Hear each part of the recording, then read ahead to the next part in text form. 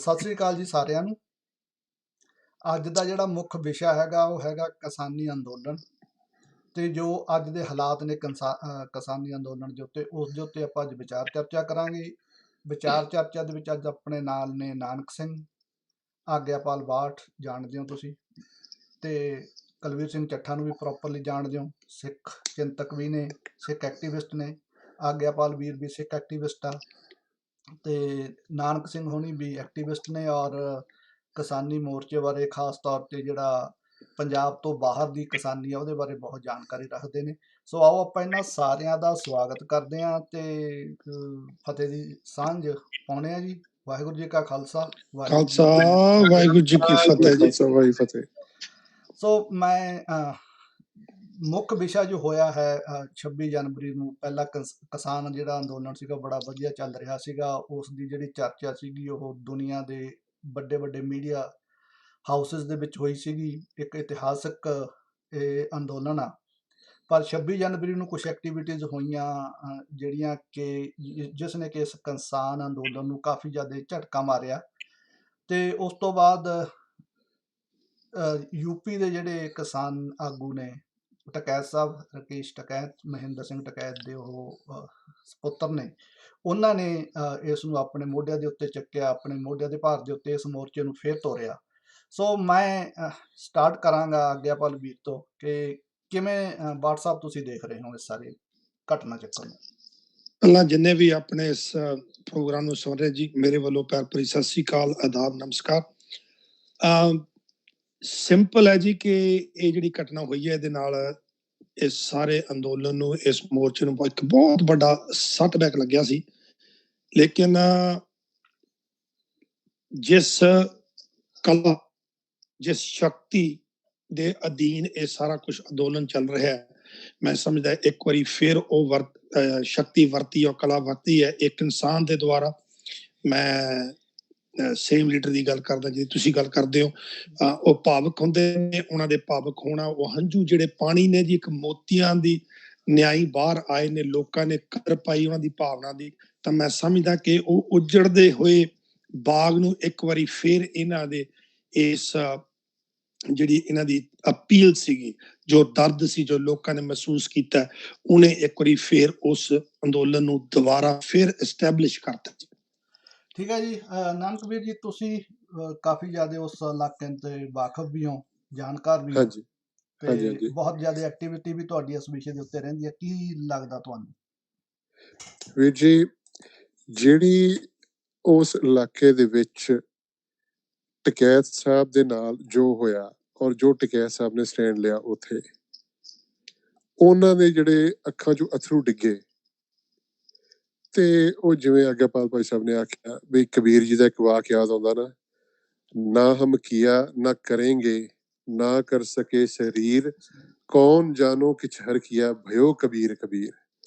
ਉਹਨਾਂ ਦੇ ਜਿਹੜੇ ਅਥਰੂ ਡਿੱਗੇ ਨੇ ਨਾ ਜੀ, ਉਹਨਾਂ ਨੇ ਫਿਰ ਟਕੈਤ ਕਰਾਤੀ ਸਾਰੇ ਪਾਸੇ।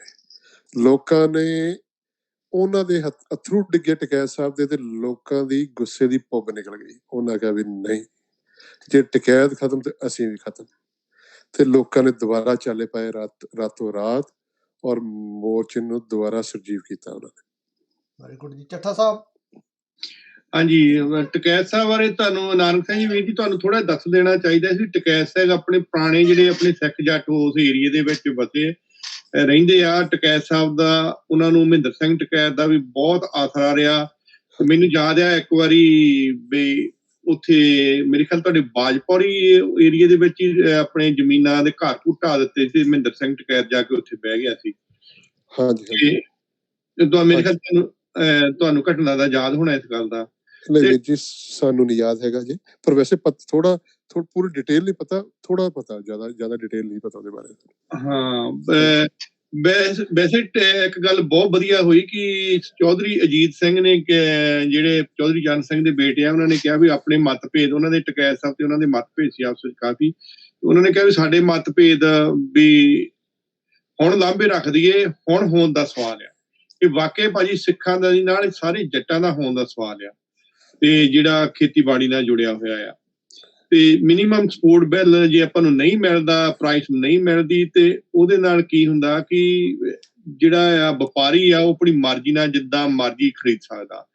ਪਹਿਲੀ ਗੱਲ ਤਾਂ ਇਹ। ਦੂਸਰੀ ਗੱਲ ਮਤਲਬ ਉਹ ਆਪਣੀ ਮਰਜ਼ੀ ਦੇ ਭਾਅ ਉੱਪਰ ਥੱਲੇ ਸੱਟ ਕੇ ਜੱਟਾਂ ਨੂੰ ਕੰਗਾਲ ਕਰ ਸਕਦਾ। ਮੇਰਾ ਕਹਿਣ ਤੋਂ ਮਤਲਬ ਇਹ ਸੀ।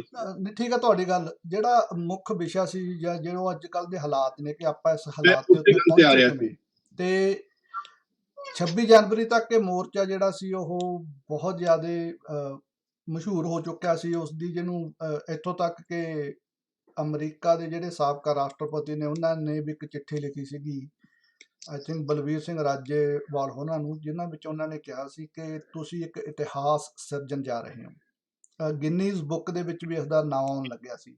ਪਰ ਕੁਝ ਤੱਤ ਇਹੋ ਜਿਹੇ ਵਿੱਚ ਹਮੇਸ਼ਾ ਹੀ ਮੌਜੂਦ ਹੁੰਦੇ ਨੇ ਕਿ ਜਿਨ੍ਹਾਂ ਨੇ ਮੋਰਚੇ ਦਾ ਫੋਕਸ ਜਿਹੜਾ ਸੀ 3 ਮੰਗਾਂ ਨੂੰ ਲੈ ਕੇ ਸੀ। 3 ਕਿਸਾਨੀ ਮੰਗਾਂ, ਕਿਸਾਨੀ ਕਾਲੇ ਕਾਨੂੰਨ ਨੂੰ ਰੱਦ ਕਰਾਉਣ ਬਾਰੇ। ਉਹਨਾਂ ਨੇ ਉਸ ਨੂੰ ਲਾਲ ਕਿਲੇ ਤੇ ਝੰਡੇ ਤੱਕ ਲੈ ਗਏ, ਜਿਸ ਦਾ ਨਾ ਤਾਂ ਕੋਈ ਅਸਰ ਹੋਇਆ, ਨਾ ਉਸਦਾ ਕੋਈ ਮੀਨਿੰਗ ਆ, ਤੇ ਨਾ ਹੀ ਕਿਸਾਨੀ ਮੰਗਾਂ ਦੇ ਨਾਲ ਇਹੋ ਜਿਹੀ ਕਿਸੇ ਐਕਟੀਵਿਟੀ ਦਾ ਤਾਲੁਕਾਤ ਹੁੰਦੇ ਨੇ। ਸੋ ਇਹੋ ਜਿਹੇ ਜਿਹੜੇ ਲੋਕ ਨੇ ਉਹ ਗਾਹੇ ਵਗਾਹੇ ਮੂਵਮੈਂਟ ਨੂੰ ਖਰਾਬ ਕਰਦੇ ਨੇ। ਔਰ ਇਹਦੇ ਵਿੱਚ ਇਹ ਆ ਕਿ ਹਾਲਾਂਕਿ ਨਾਮ ਸਿਰਫ ਇੱਕ ਬੰਦੇ ਦਾ ਆਇਆ, ਦੀਪ ਸਿੱਧੂ ਦਾ, ਪਰ ਉਹਦੇ ਵਿੱਚ ਕਈ ਬੰਦਿਆਂ ਦੇ ਨਾਮ ਲੈਣੇ ਬਣਦੇ ਨੇ, ਜਿਨ੍ਹਾਂ ਵਿੱਚੋਂ ਸੁਖਪ੍ਰੀਤ ਉਦੋਕੇ ਬਾਰੇ ਬੜਾ ਕਲੀਅਰ ਹੋਇਆ ਕਿ ਉਹ ਵੀ ਇਸ ਐਕਟੀਵਿਟੀ ਦੇ ਵਿੱਚ ਸ਼ਾਮਲ ਸੀਗਾ। ਇੱਕ ਗਰੁੱਪ ਹੈਗਾ ਜਿਹੜਾ ਕਿ ਚੰਡੀਗੜ੍ਹ ਤੋਂ ਚੱਲਦਾ, ਸਿੱਖ ਸਿਆਸਤ। ਸਿੱਖ ਸਿਆਸਤ ਇਸ ਦੇ ਵਿੱਚ ਬਹੁਤ ਜ਼ਿਆਦਾ ਮੁਲੱਬਸ ਸੀਗੀ। ਸਿੱਖ ਹਿਸਟੋਰੀਅਨ ਨੇ ਅਜਮੇਰ ਸਿੰਘ, ਉਹ ਪਿੱਛੋਂ ਰਹਿ ਕੇ ਇਸ ਗੇਮ ਨੂੰ ਬੜਾ ਚਲਾ ਰਹੇ ਸੀ। ਮੀਡੀਆ ਦੇ ਵਿੱਚ ਇਸ ਬਾਰੇ ਬੜੀ ਚਰਚਾ ਵੀ ਹੋਈ ਆ। ਕਿਸਾਨਾਂ ਨੂੰ ਹੁਣ ਕੀ ਕਰਨਾ ਚਾਹੀਦਾ? ਜਿਹੜੇ ਪੰਜਾਬ ਦੇ ਕਿਸਾਨ ਆਰਗੇਨਾਈਜੇਸ਼ਨ ਨੇ, ਖਾਸ ਤੌਰ ਤੇ 2 ਅਲੱਗ-ਅਲੱਗ ਵਿੰਗ ਜਗ੍ਹਾ ਦੇ ਉੱਤੇ ਮੋਰਚਾ ਲੱਗਿਆ ਹੋਇਆ, ਪੰਜਾਬ ਸਾਈਡ ਤੋਂ ਜਾਂ ਹਰਿਆਣਾ ਸਾਈਡ ਤੋਂ ਆਪਾਂ ਦੇਖਦੇ ਹਾਂ। ਇੱਕ ਟਿੱਕਰੀ ਹੈਗਾ ਤੇ ਦੂਜਾ ਸਿੰਘੂ ਹੈਗਾ। ਟਿੱਕਰੀ ਵਾਲਾ ਜਿਹੜਾ ਮੋਰਚਾ ਹੈਗਾ ਉਹ ਉਗਰਾਹਾਂ ਗਰੁੱਪ ਚਲਾ ਰਿਹਾ ਹੈਗਾ, ਜੋ ਇੱਕ ਕਿਸਾਨ ਯੂਨੀਅਨ ਹੈਗੀ ਆ, ਬੜੀ ਵੱਡੀ ਕਿਸਾਨ ਯੂਨੀਅਨ ਹੈ, ਖਾਸ ਤੌਰ ਤੇ ਮਾਲਵੇ ਦੇ ਵਿੱਚ ਉਹਨਾਂ ਦਾ ਬੜਾ ਆਧਾਰ ਆ। ਉਹ ਇੰਡੀਪੈਂਡੈਂਟਲੀ ਆਪ ਚਲਾ ਰਹੇ ਨੇ ਔਰ ਉਹਨਾਂ ਦਾ ਕਾਫੀ ਜ਼ਿਆਦਾ ਵਧੀਆ ਕੰਟਰੋਲ ਆ। ਉੱਥੇ ਕੋਈ ਜ਼ਿਆਦਾ ਕੰਟਰਾਵਰਸੀ ਨਹੀਂ ਆ ਰਹੀ। ਕੰਟਰਾਵਰਸੀ ਆ ਰਹੀ ਹੈ ਜਿੱਥੇ 30 ਤੋਂ ਵੱਧ ਕਿਸਾਨ ਯੂਨੀਅਨ ਹੈ ਜਿਹੜੀਆਂ ਸਿੰਘੂ ਬਾਰਡਰ ਤੇ ਬੈਠੀਆਂ ਨੇ। ਉਹ ਕਿਸਾਨ ਯੂਨੀਅਨ ਦੇ ਨਾਲ ਸਿੱਖ ਸਿਆਸਤ ਵਾਲਾ ਗਰੁੱਪ ਵੀ ਬੈਠਾ ਹੋਇਆ ਤੇ ਹੋਰ ਗਰੁੱਪ ਵੀ ਬੈਠੇ ਹੋਏ ਨੇ। ਉਹ ਗਰੁੱਪਾਂ ਵੱਲੋਂ ਇਹ ਪ੍ਰੋਬਲਮ ਆਈ ਆ। ਸੋ ਇਸ ਵਿਸ਼ੇ ਦੇ ਉੱਤੇ ਕੀ ਕਹਿਣਾ ਚਾਹੋਗੇ ਤੁਸੀਂ, ਚੱਠਾ ਸਾਹਿਬ? ਭਾਜੀ, ਜੇ ਆਪਾਂ ਇੱਕ ਤਰਫਾ ਨਾ ਦੇਖੀਏ, ਬਿਲਕੁਲ ਜਿਹੜੀ ਵਾਇਲੈਂਸ ਆ ਉਹਨੂੰ ਕੰਡੈਮ ਕਰਨਾ ਬਹੁਤ ਜ਼ਰੂਰੀ ਆ। ਪਰ ਇਹ ਗੱਲ ਸਮਝ ਲੈਣੀ ਚਾਹੀਦੀ ਆ, ਜਦੋਂ ਇਦਾਂ ਦੇ ਅੰਦੋਲਨ ਚੱਲਦੇ ਆ ਉਦੋਂ ਇਦਾਂ ਦੀਆਂ ਗੱਲਾਂ ਵੀ ਸਰਕਾਰ ਨੇ ਅੰਦੋਲਨ ਫੇਲ ਕਰਨ ਨੂੰ ਕਰਨੀਆਂ ਹੀ ਆ। ਉਹਦੇ ਲਈ ਅਗਾਊਂ ਜਿਹੜੇ ਆਪਣੇ ਲੀਡਰ ਸਿਆਣਪ, ਜਿਹੜੀ ਸਿਆਣੇ ਲੀਡਰ ਆ, ਉਹਨਾਂ ਨੇ ਉਹਨੂੰ ਕਿੱਦਾਂ ਹੈਂਡਲ ਕਰਨਾ, ਇਹ ਉਹਨਾਂ ਦੀ ਜ਼ਿੰਮੇਵਾਰੀ ਬਣ ਜਾਂਦੀ ਆ। ਪਰ ਉੱਥੇ ਵੱਖ-ਵੱਖ ਵਿਚਾਰਧਾਰਾ ਦੇ ਉੱਥੇ ਬੰਦੇ ਬੈਠੇ ਆ। ਉਹ ਇੱਕ ਦੂਜੇ ਨੂੰ ਕਈ ਵਾਰੀ ਬਹੁਤਾ, ਜਿੱਦਾਂ 26 ਜਨਵਰੀ ਤੋਂ ਬਾਅਦ ਵੀ ਉਹਨਾਂ ਨੇ ਇੱਕ ਦੂਜੇ ਨੂੰ ਭੰਡਣ ਤੇ ਜ਼ੋਰ ਲਾਇਆ ਨਾ, ਜਦ ਕਿ ਚਾਹੀਦਾ ਇਹ ਸੀ ਕਿ ਉਹਨਾਂ ਨੂੰ ਵਾਇਲੈਂਸ ਵਾਲਿਆਂ ਨੂੰ ਅਲੱਗ ਕਰਕੇ ਜਿਹੜੇ ਮੁੰਡੇ ਆਮ ਜਨਤਾ ਗਈ ਸੀ ਉਹਨਾਂ ਨੂੰ ਆਪਣੇ ਨਾਲ ਜੋੜਨ ਦੀ। ਇੱਕ ਤਾਂ ਇਹ ਹੁੰਦਾ ਕਿ ਉਹ ਵਾਇਲੈਂਸ ਵਾਲੇ ਲੀਡਰਾਂ ਤੋਂ ਤੋੜ ਦਿੰਦੇ ਉਹਨਾਂ ਨੂੰ, ਤੇ ਜਿਹੜੇ ਆਮ ਜਨਤਾ ਨੂੰ ਆਪਣੇ ਨਾਲ ਜੋੜ ਲੈਂਦੇ। ਪਰ ਹੋਰ ਕੀਤਾ ਉਹਨਾਂ ਨੇ ਉਲਟ। ਉਹ ਇਸ ਗੱਲ 'ਚ ਫੇਲ ਹੋਇਆ। ਇਹ ਜਿਹੜੀ ਲੀਡਰਸ਼ਿਪ ਆ ਇਹ ਬਾਹਲੀ ਦੂਰਅੰਦੇਸ਼ੀ ਨਹੀਂ। ਠੀਕ ਆ ਜੀ, ਨਾਨਕ ਵੀਰ ਤੁਸੀਂ? ਵੀਰ ਜੀ, ਜਿਹੜੀ ਜੋ ਇਨਸੀਡੈਂਟ ਹੋਇਆ 26 ਜਨਵਰੀ ਨੂੰ, ਜਿਹੜਾ ਇਹ ਸਾਰਾ ਭਾਜੀ ਗਰੁੱਪ ਸਾਰਾ ਆਪਰੇਟ ਕਰ ਰਿਹਾ ਸੀ, ਇਕੱਲਾ ਇਹੀ ਨਹੀਂ, ਸੁਖਪ੍ਰੀਤ ਉਦੋਕੇ ਨੇ, ਅਜਮੇਰ ਸਿੰਘ ਨੇ, ਜਿਹੜੀ ਇਹਨਾਂ ਦੀ ਜੜ ਆ, ਜਿਹੜੀ ਇੱਥੇ ਅਮਰੀਕਾ ਦੇ ਵਿੱਚ ਆ, ਇੱਕ ਗਰੁੱਪ ਆ। ਹਰਫ ਚੀਮਾ ਨੇ ਇੱਕ ਗੱਲ ਆਖੀ ਸੀ ਬੜੀ ਵਧੀਆ, ਕਹਿੰਦਾ ਸੀ, ਅਕਲਾਂ ਵਾਲਿਓ ਕਲਮਾ ਚੁੱਕ ਲੋ, ਕਿਤੇ ਮਾਰ ਨਾ ਦੇਣ ਸਾਨੂੰ ਰਫਲਾਂ। ਬਿਲਕੁਲ। ਹੁਣ ਵੀਰ ਜੀ ਹੁੰਦਾ ਕੀ ਆ, ਜੋ ਅਜਮੇਰ ਸਿੰਘ ਉੱਥੇ ਕਰ ਰਿਹਾ ਸੀ ਜਾਂ ਸੁਖਪ੍ਰੀਤ ਸਿੰਘ ਉਦੋਕੇ ਕਰ ਰਿਹਾ ਸੀ, ਉਹਦੇ ਨਾਲ ਉੱਥੇ ਹੋਰ ਕੀ ਹੋ ਰਿਹਾ ਸੀ? ਹੁਣ ਸਿੰਘੂ ਮੋਰਚਾ ਲੱਗਾ ਹਰਿਆਣੇ ਦੀ ਹੱਦ ਦੇ ਵਿੱਚ ਬੈਰੀਕੇਡ ਲੱਗਾ ਆ। ਉਧਰ ਦਿੱਲੀ ਵਾਲੇ ਪਾਸੇ ਬਿਨਾਂ ਸਰਕਾਰ ਦੀ, ਜੇ ਸਰਕਾਰ ਦੀ ਮਰਜ਼ੀ ਨਹੀਂ ਤੇ ਪੰਧੇਰ ਗਰੁੱਪ ਦਾ ਉਧਰ ਜਾ ਕੇ ਟੈਂਟ ਕਿਵੇਂ ਲੱਗ ਗਏ? ਉਹ ਸਟੇਜ ਦੇ ਉੱਤੋਂ ਜਾ ਕੇ ਉਦੋਕੇ ਅਜਮੇਰ ਸਿੰਘ ਹੋਰੀ ਬੋਲਦੇ ਕਿਵੇਂ ਰਹੇ? ਫੇਰ ਜਦੋਂ 10 ਵਜੇ ਦਾ ਟਾਈਮ ਦਿੱਤਾ ਸੀ, ਪੰਧੇਰ ਗਰੁੱਪ ਨੂੰ ਹੀ 7 ਵਜੇ ਅੱਗੇ ਕਿਉਂ ਲਾਤਾ ਗਿਆ ਮਾਰਚ ਤੇ? ਠੀਕ ਹੈ ਔਰ ਉਹ ਪੰਧੇਰ ਗਰੁੱਪ ਹੀ ਉੱਥੇ ਪਹੁੰਚਦਾ ਆ ਲਾਲ ਕਿਲੇ। ਔਰ ਉਦੋਂ ਬਾਅਦ ਹੁਣ ਕੀ ਦੇਖਦੇ ਆ ਆਪਾਂ, ਜੋ ਇਨਸੀਡੈਂਟ ਹੋਇਆ ਲਾਲ ਕਿਲੇ ਦਾ ਆਪਾਂ ਨੂੰ ਪਤਾ, ਉਹ ਇਨਸੀਡੈਂਟ ਦੇ ਵਿੱਚ ਵੀ ਆਪਣੀ ਕਮੀ ਬਹੁਤ ਵੱਡੀ ਰਹੀ। ਹਾਂਜੀ ਸਾਨੂੰ ਇੰਡੀਕੇਸ਼ਨ ਦੇ ਦਿੱਤੀ ਸੀ ਗੁਰਪਤਨ ਸਿੰਘ ਪੰਨੂ ਨੇ ਵੀ ਉਹ ਕੀ ਚਾਹੁੰਦਾ ਹੈ, ਹੂੰ ਤੇ ਸਾਡੀ ਕਮੀ ਇਹ ਰਹੀ ਵੀ ਉਹਦੇ ਚਾਹੁਣ ਨਾਲ ਗਵਰਨਮੈਂਟ ਨੂੰ ਕੀ ਫਾਇਦਾ ਹੋ ਸਕਦਾ ਹੈ। ਜਿਹੜੀ ਉਹਨੇ ਗੱਲ ਆਖੀ ਏਡੀ ਵੱਡੀ ਵੀ ਉੱਥੇ ਕੋਈ ਨਿਸ਼ਾਨ ਸਾਹਿਬ ਲਾਊਗਾ ਔਰ ਮੈਂ $2.5 ਲੱਖ ਦਊਂਗਾ, ਉਹਦਾ ਗਵਰਨਮੈਂਟ ਨੂੰ ਕੀ ਫਾਇਦਾ ਹੋਊਗਾ ਤੇ ਗਵਰਨਮੈਂਟ ਉਹਨੂੰ ਕਿਵੇਂ ਵਰਤੂਗੀ। ਹਾਂਜੀ ਅਸੀਂ ਉਹ ਚੀਜ਼ ਬਾਰੇ ਧਿਆਨ ਨਹੀਂ ਦਿੱਤਾ, ਅੱਖਾਂ ਬੰਦ ਕਰ ਲਈਆਂ ਆਪਣੀਆਂ, ਉਹਨੂੰ ਹਲਕੇ 'ਚ ਲੈ ਲਿਆ ਜਿੱਥੇ ਅਸੀਂ ਮਾਰ ਖਾਧੀ ਹੈ। ਠੀਕ ਹੈ ਜੀ ਹੁਣ ਦੂਸਰੀ ਗੱਲ ਜਿਹੜੀ ਆ, ਕੱਲ ਦਾ ਕੀ ਹੋ ਰਿਹਾ, ਕੱਲ ਵੀ ਇੱਕ ਏਦਾਂ ਹੀ ਤਮਾਸ਼ਾ ਖੇਡਿਆ ਗਿਆ। ਸਿੰਘੂ ਬਾਰਡਰ ਤੇ ਇੱਕ ਖਬਰ ਉਡਾਈ ਗਈ ਵੀ ਸਿੰਘੂ ਬਾਰਡਰ ਤੇ ਅਟੈਕ ਹੋ ਗਿਆ, ਅਟੈਕ ਹੋ ਗਿਆ, ਅਟੈਕ ਹੋ ਗਿਆ। ਅਟੈਕ ਕੀ ਹੋਇਆ, ਸਿਰਫ ਪੰਧੇਰ ਗਰੁੱਪ ਦੇ ਟੈਂਟ ਤੇ ਅਟੈਕ ਹੋਇਆ। ਉਹਦੇ ਵਿੱਚ ਵੀ ਕਈ ਜਿਹੜੇ ਨੌਜਵਾਨ ਪੰਧੇਰ ਗਰੁੱਪ ਨਾਲ ਜੁੜੇ ਆ, ਉਹਨਾਂ ਦੇ ਸੱਟਾਂ ਲੱਗੀਆਂ, ਪੰਧੇਰ ਨੂੰ ਕੁਝ ਨਹੀਂ ਹੋਇਆ। ਉਦੋਂ ਬਾਅਦ ਕੀ ਹੁੰਦਾ ਆ, ਹਾਂਜੀ ਲਾਲਾ ਲਾਲਾ ਕੀਤੀ ਜਾਂਦੀ ਹੈ ਵੀ ਸਿੰਘੂ ਮੋਰਚੇ ਵਾਲੇ ਪਾਸਿਓਂ ਜਿਹੜੇ ਨੌਜਵਾਨ ਆ ਹਰਿਆਣੇ ਦੀ ਦਿੱਲੀ ਦੀ ਹੱਦ ਕ੍ਰਾਸ ਕਰਕੇ ਦਿੱਲੀ ਚ ਵਿੱਚ ਐਂਟਰ ਕਰਨ, ਹਾਂਜੀ ਤੇ ਉਸ ਉਧਰ ਦੂਜੇ ਪਾਸੇ ਜਿਹੜੇ ਬੀਜੇਪੀ ਆਰਐਸਐਸ ਦੇ ਗੁੰਡੇ ਇਕੱਠੇ ਕੀਤੇ ਸੀ, ਸ਼ਾਰਪ ਸ਼ੂਟਰ ਜੋ ਵੀ ਇਕੱਠੇ ਕੀਤੇ, ਜਿਵੇਂ ਚੱਠਾ ਸਾਹਿਬ ਨੇ ਦੱਸਿਆ ਪਹਿਲਾਂ, ਹਾਂਜੀ ਉਹ ਫਿਰ ਐਨਕਾਊਂਟਰ ਕਰਨ ਆਪਣੇ ਨੌਜਵਾਨਾਂ ਦੇ। ਹੂੰ ਉਹਨੂੰ ਰੋਕਣ ਲਈ ਚੰਡੂਨੀ ਸਾਹਿਬ ਨੇ, ਜਿਹੜੇ ਕਿਸਾਨ ਯੂਨੀਅਨ ਦੇ ਲੀਡਰ ਦੂਜੇ, ਉਹਨਾਂ ਨੇ ਮਨਾ ਕਰਤਾ ਵੀ ਤੁਸੀਂ ਉਧਰ ਬਾਰਡਰ ਦੇ ਦੂਜੇ ਪਾਸੇ ਨਾ ਜਾਓ।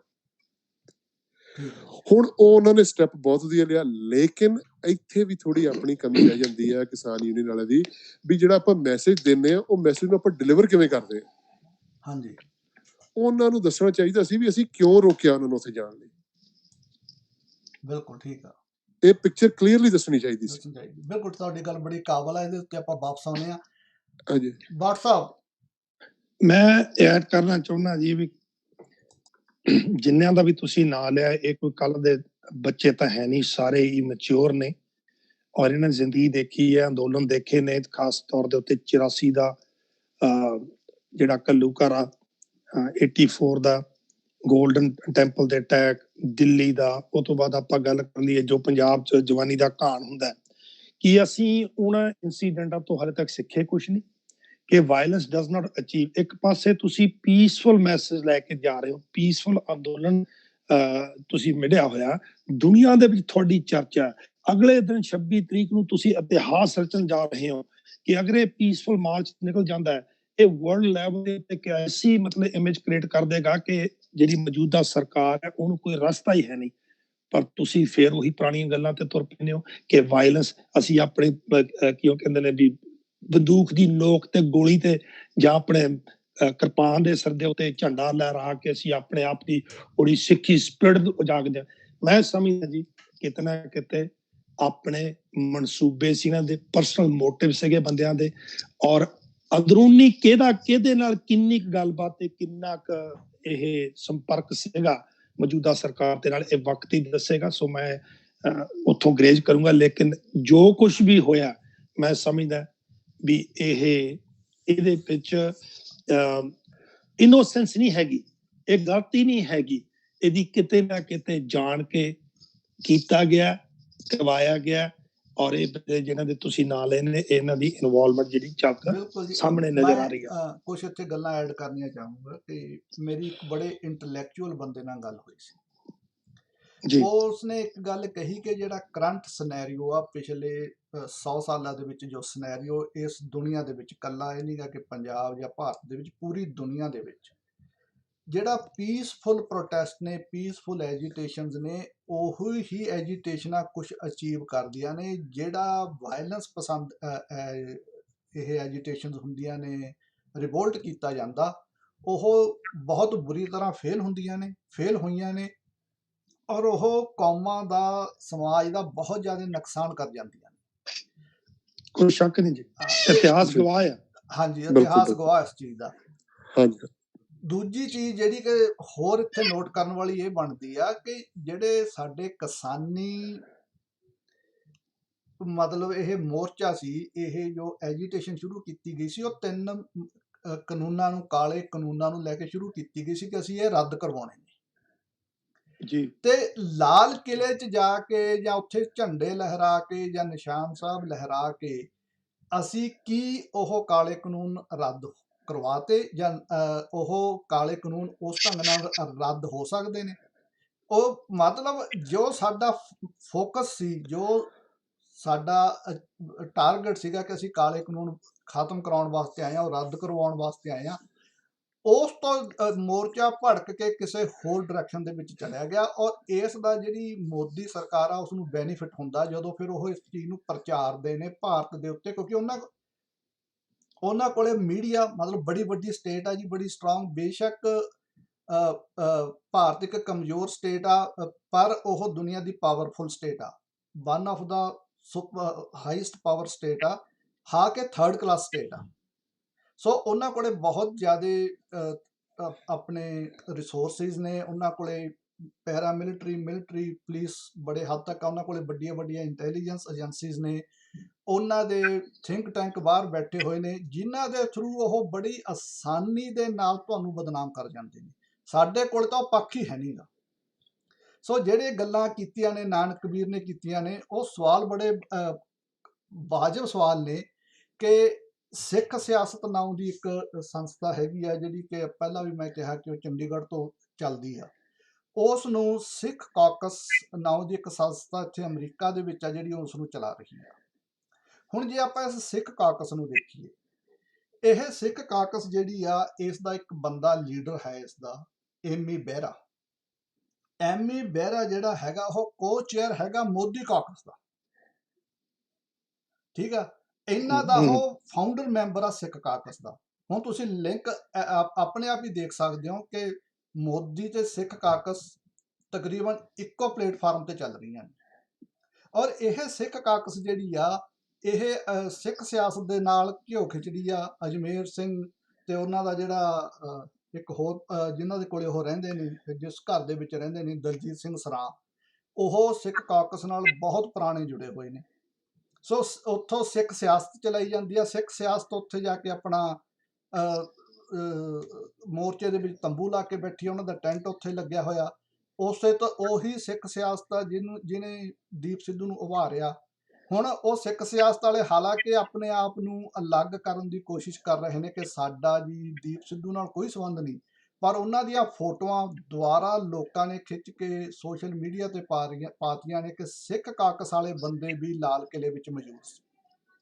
ਸੋ ਸਾਨੂੰ ਇਸ ਪੱਖ ਤੋਂ ਦੇਖਣਾ ਚਾਹੀਦਾ ਕਿ ਪੀਸਫੁਲ ਪ੍ਰੋਟੈਸਟ ਹੋਣਾ ਚਾਹੀਦਾ, ਤੇ ਆਪਣਾ ਜਿਹੜਾ ਫੋਕਸ ਆ ਉਹ ਉਹਨਾਂ ਕਿਸਾਨੀ ਮੁੱਦਿਆਂ ਤੇ ਹੋਣਾ ਚਾਹੀਦਾ ਕਿ ਉਹ ਰੱਦ ਕਰਵਾਉਣੇ ਨੇ, ਨਾ ਕਿ ਇੱਧਰ ਉੱਧਰ ਦੀਆਂ ਗੱਲਾਂ ਹੋਣੀਆਂ ਚਾਹੀਦੀਆਂ ਨੇ। ਸੋ ਗਰੇਵਾਲ ਸਾਹਿਬ, ਮੈਂ ਤੁਹਾਡੀ ਗੱਲ ਨੂੰ ਛੋਟੀ ਕਰਦਾ ਵੀ ਗੱਲ ਇਹ ਹੈ, ਇਹ ਸਾਰਾ ਕੁਝ ਜਿੰਨਾ ਤੁਸੀਂ ਸਾਰਾ ਕੁਝ ਸਾਂਝਾ ਕੀਤਾ ਆਪਣੇ ਲਿਸਨਰਸ ਦੇ ਨਾਲ, ਸਾਡੇ ਨਾਲ, ਗੱਲ ਮੁੱਕਦੀ ਇਹ ਆਉਂਦੀ ਹੈ, ਇਹ ਆਪਣੀ ਗੱਲ ਪਹਿਲਾਂ ਵੀ ਹੋ ਚੁੱਕੀ ਹੈ ਐਮੀ ਬਹਿਰਾ ਬਾਰੇ, ਸਿੱਖ ਕਾਕਸ ਬਾਰੇ, ਔਰ ਮੈਂ ਜਿਹੜੇ ਖਾਸ ਬੰਦੇ ਨੇ ਅਟੈਚਡ ਨੇ ਇਸ ਗਰੁੱਪ ਦੇ ਨਾਲ, ਮੈਂ ਉਹਨਾਂ ਨੂੰ ਅਪੀਲ ਕੀਤੀ ਐਂਡ ਮੈਸੇਜ ਆਈ ਗॉट ਵਾਸ ਕਿ ਭਾਜੀ we'll find out and we'll get back to you। ਫਿਰ ਮੈਂ ਦੁਬਾਰਾ ਉਹਨਾਂ ਨੂੰ ਅਪਰੋਚ ਕੀਤਾ, we are working on it till this day nobody has approached me। ਜਾਂ ਤਾਂ ਮੇਰੀ ਔਕਾਤ ਇੰਨੀ ਨਹੀਂ ਕਿ they felt it necessary ਕਿ ਮੈਨੂੰ ਦੱਸਣ, ਜਾਂ ਫਿਰ ਉਹਦੇ ਚੋਂ ਕੁਛ ਇਨਫੋਰਮੇਸ਼ਨ ਐਸਾ ਜਿਹੜਾ ਸਾਡੇ ਨਾਲ ਨਹੀਂ ਸ਼ੇਅਰ ਕਰਨਾ ਚਾਹੁੰਦੇ।